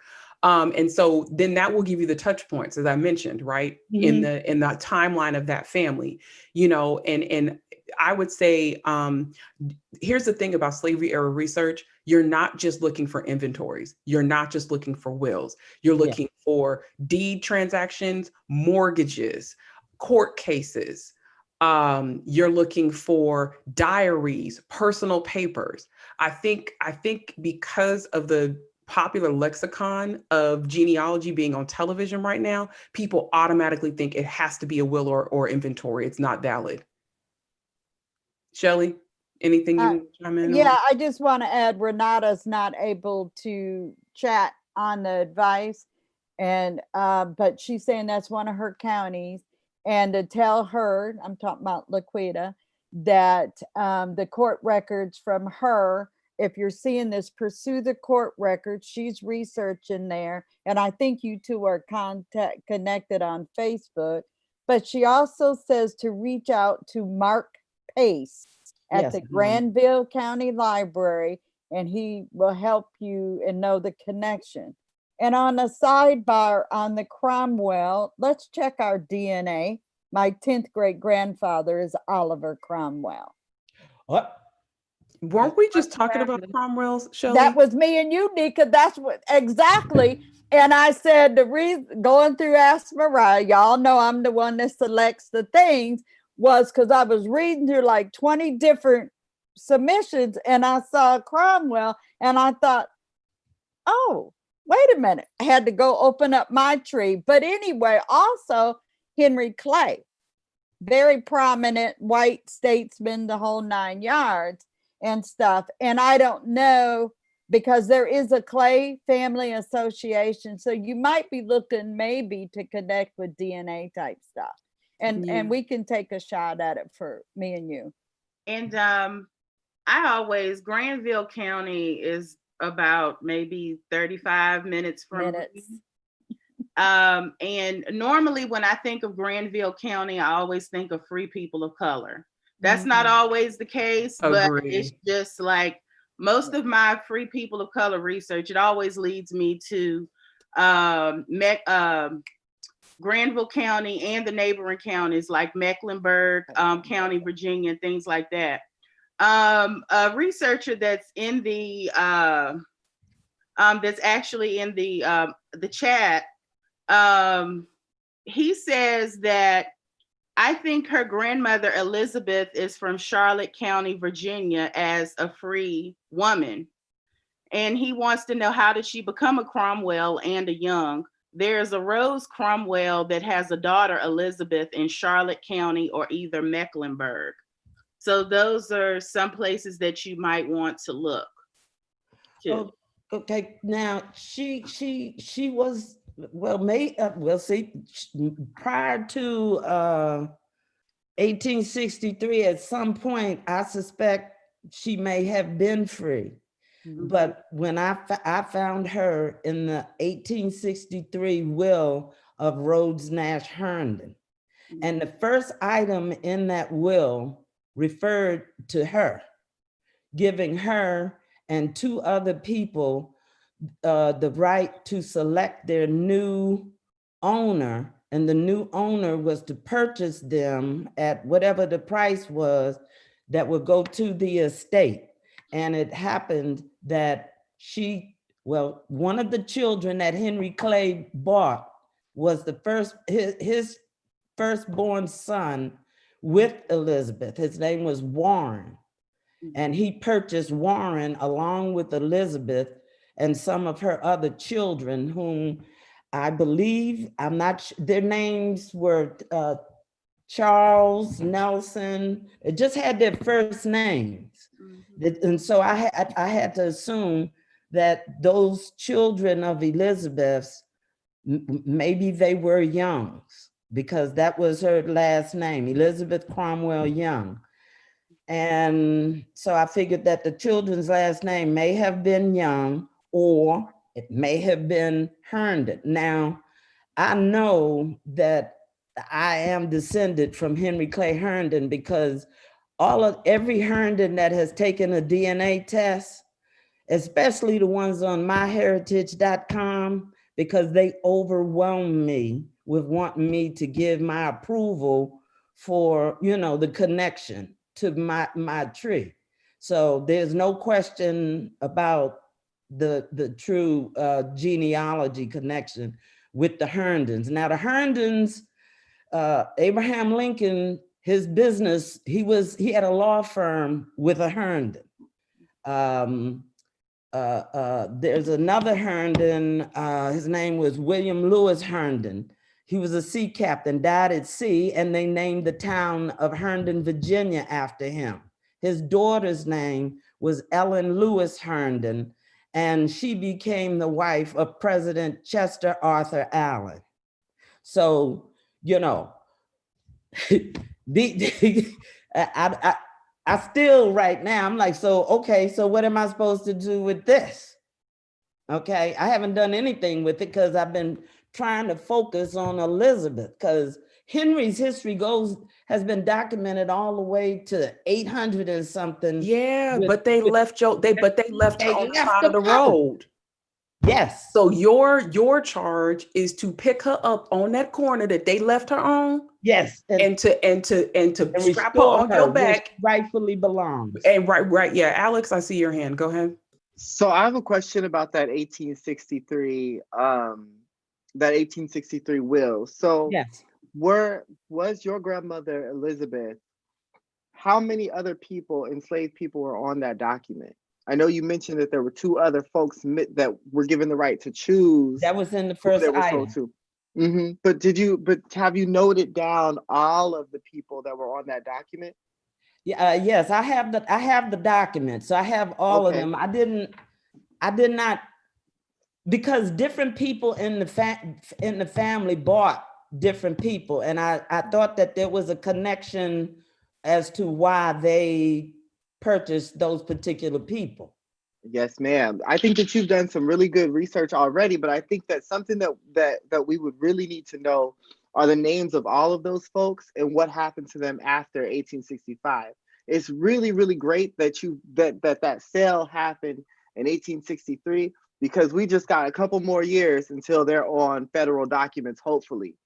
So we would need to know where they are. Also, another thing that I noticed was that you have her in 1880 and 1900. Do you have her in 1870?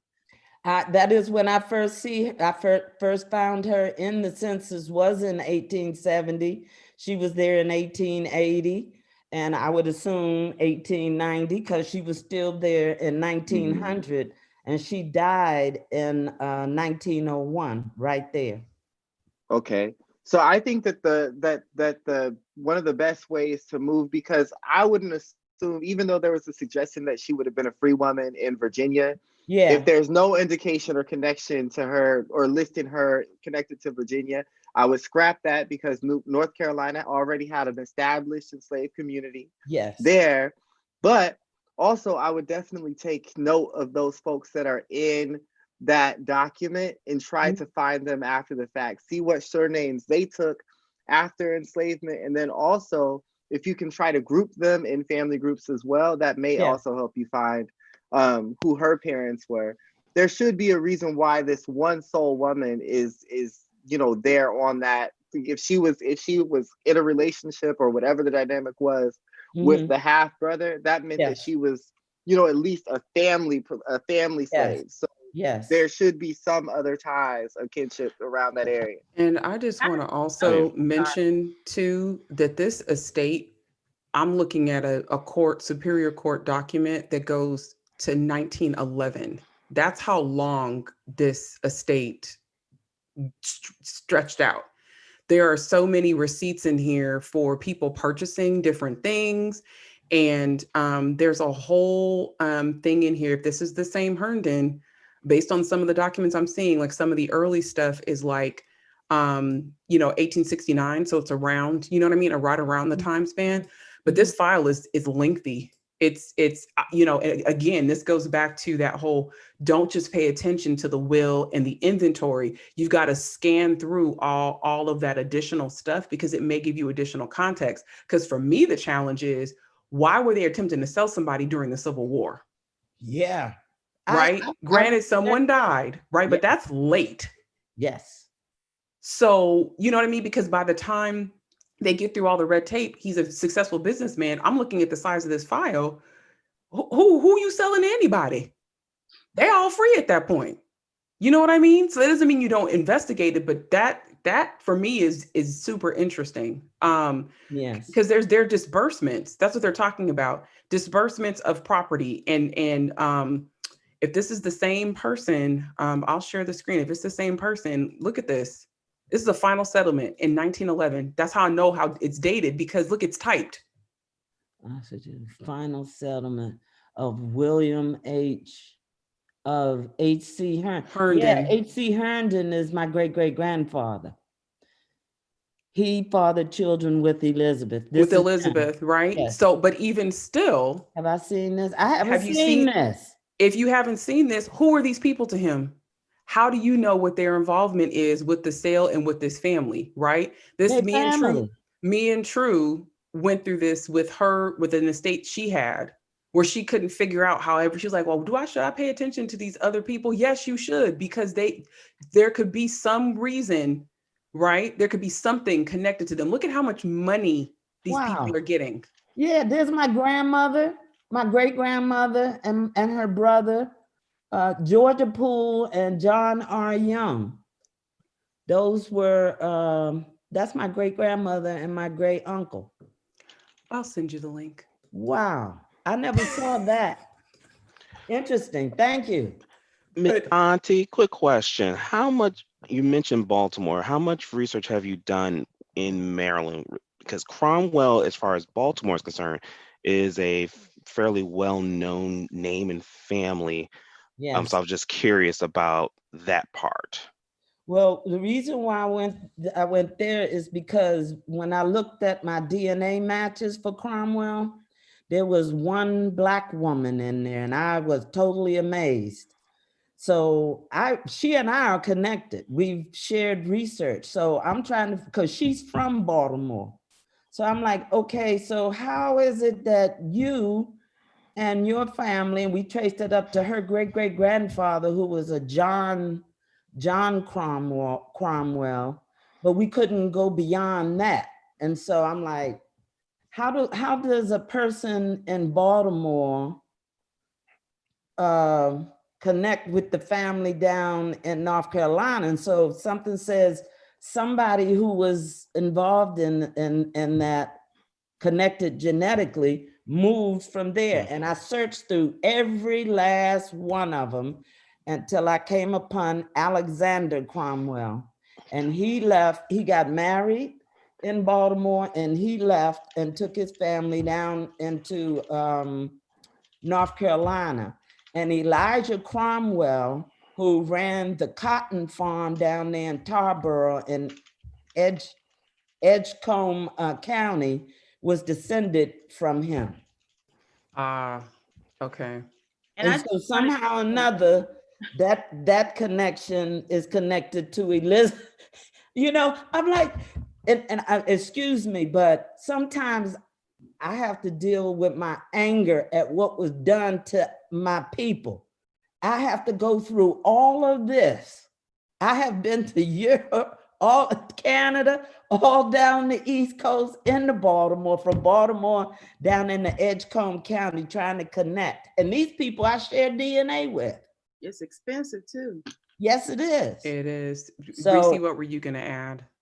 I just wanted to say, like knowing the landscape, something that Alex said, you just look in North Carolina, there is a direct relationship between that part of North Carolina and Virginia, because where we're situated is on the North Carolina border. Like I live in Danville, Virginia, but I can be in Milton, North Carolina, or Caswell County in 2 minutes. And so where I live is on Highway 58, and you go up 35 more miles, you're in Mecklenburg County. Okay, Mecklenburg County, the county that borders that is Granville County. So you can get from Mecklenburg County, Virginia to Granville County, North Carolina in like 5 minutes. So it is a direct, connection. So you have to look at both, So you think I should look in Virginia? I should look in Virginia? Definitely. Yes. Okay. Definitely look in Virginia, look in the Mecklenburg, Charlotte County. There's a researcher that's in the chat that is like, he researches the free people of color in these areas and Granville County. And he was saying that there was a lot of free people of color in Granville County that went back and forth between Granville and Mecklenburg. My grandmother was married in Mecklenburg. Yeah, they went back and forth. I have people that were living in Mecklenburg but got married over in Granville County in Caswell because they didn't have permission or may have been too young, things like that. But I mean, everyone here is giving you good advice. The only thing I would just double back and say is research those families, the Youngs, the Herndons, go back as far as you can on all of those families.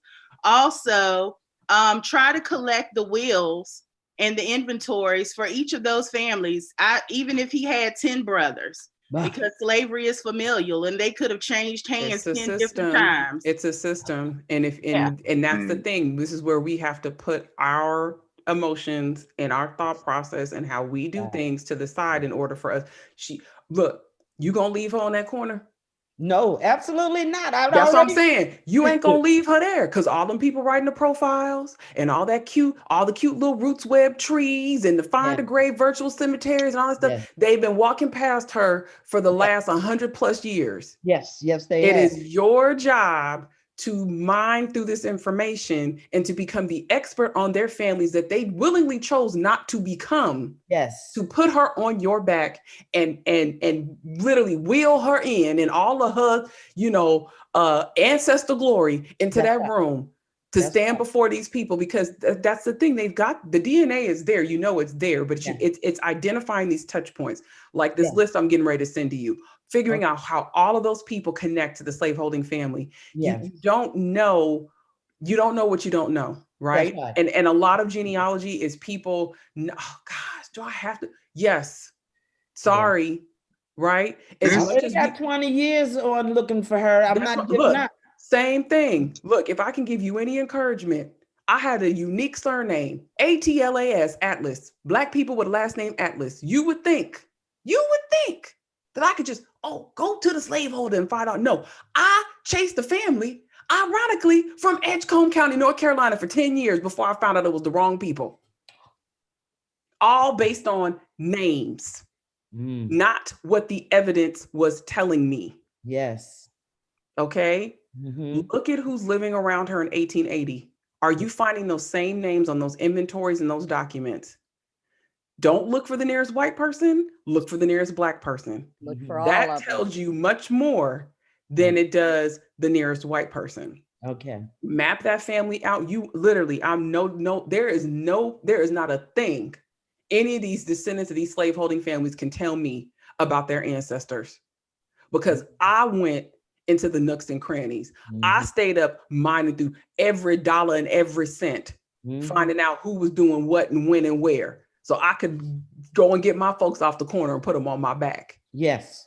Right. So as much as we want to have that miraculous, ship manifest appear for us, like people do who have ancestors who migrated through Ellis Island, we got to add the names back because they've been erased.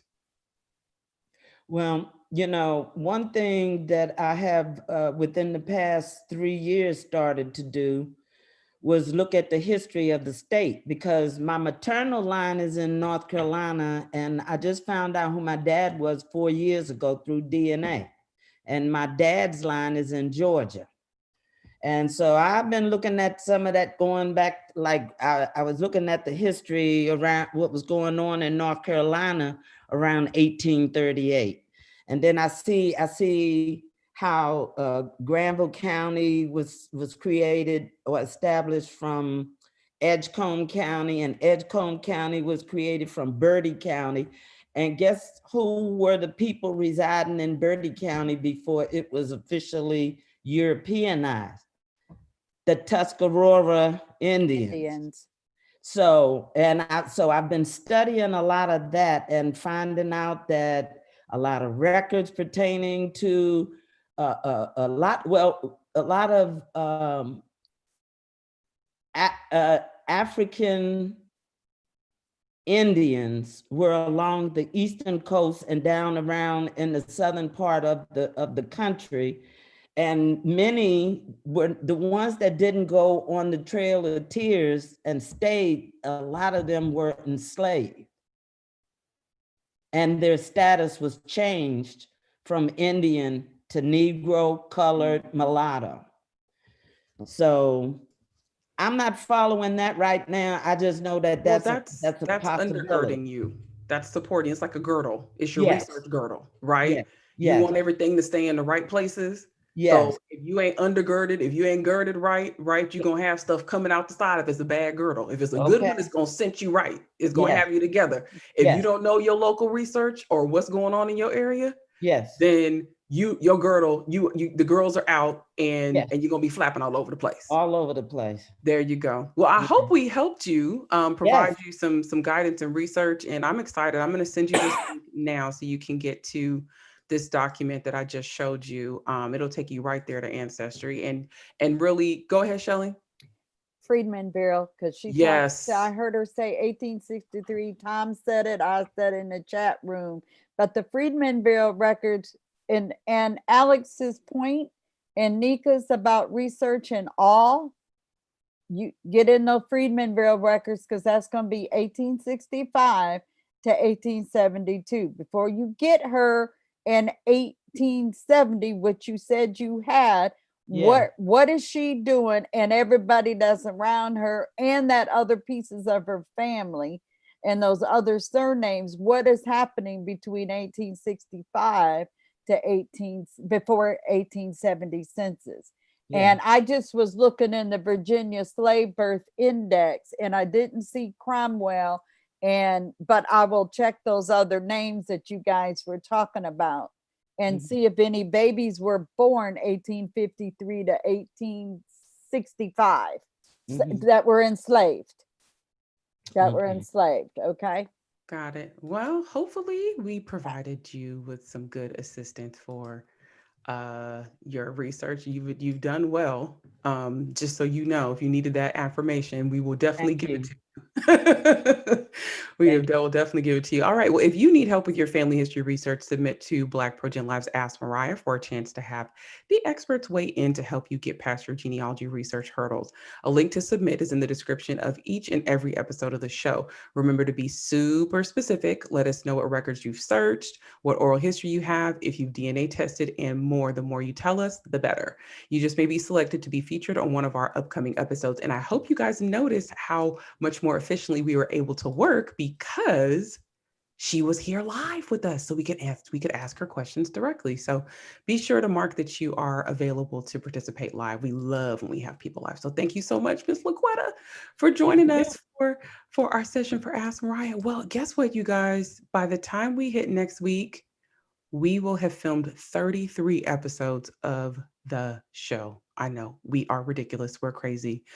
Yeah, I know, just a mess, but that's okay. We can't believe it either. So make sure that you join us next week.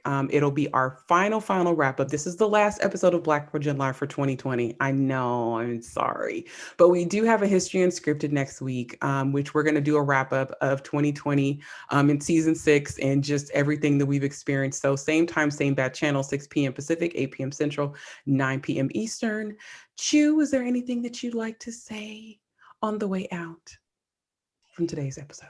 I just enjoyed it, all the experience and hearing everybody else's perspectives about researching while Black, because, I have my own, just from going down to Alabama, all the stuff I went through with my documentary. So all these rang through and gave us points on, how we can move forward and how we look forward to things being a brighter day. I know when I had that conversation with AP about ADA, which is the Alabama Department of Archives and History, I've really felt confident in everything coming out of that conversation, and how I think they really know what to expect. But they're moving so fast and in so many directions. I think they got their pulse on the problem there. So, and there's some stuff coming up next week. I was invited by the Alabama Historical Committee to view something on Tuesday that they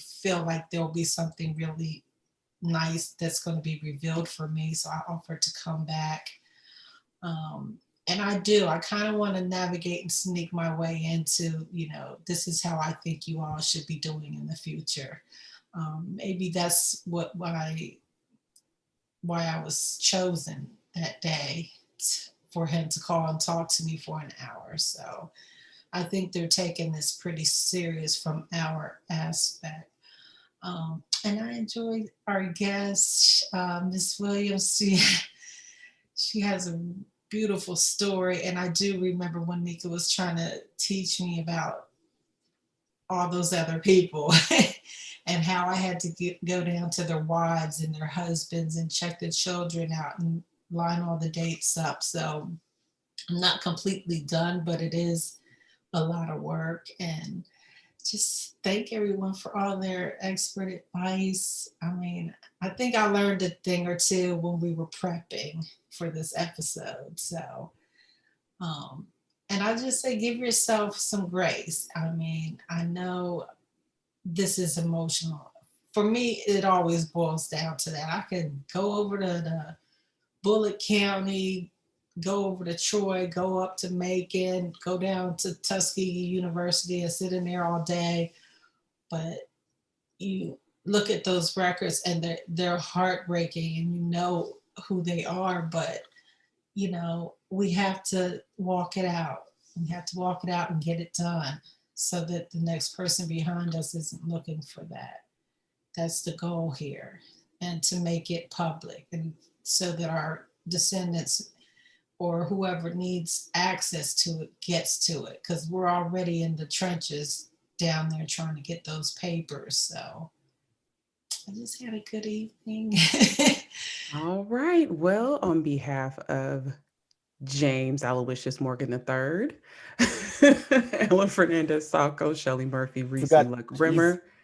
You forgot the Howard University part. You know, you forgot that. You know what? Did nobody ask him? Alex Traps Tamala. Andre Farrell, gotta make sure I didn't leave anybody out. Auntie Shelley, we are just grateful. Thank you guys for joining us for these episodes. Don't forget to join us next week, because I think pretty much everybody is going to be in the house for next week. So you don't want to miss next week, because it's going to be about to throw down. That's what I was about to say. There may be drinks, there may be all kinds of stuff. You just don't know. We're going to cut up next week, I'm sure. Show up to show out. To show out, absolutely. So, all right, you guys, take care. Have a great week, and we will see you next Tuesday. Bye-bye. BlackProGen Live. BlackProGen Live. BlackProGen.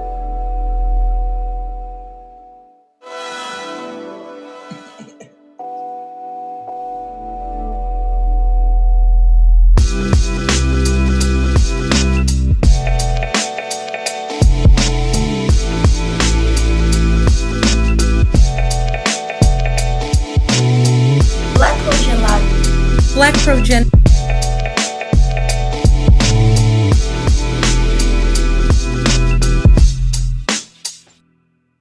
The place where evidence tells the stories.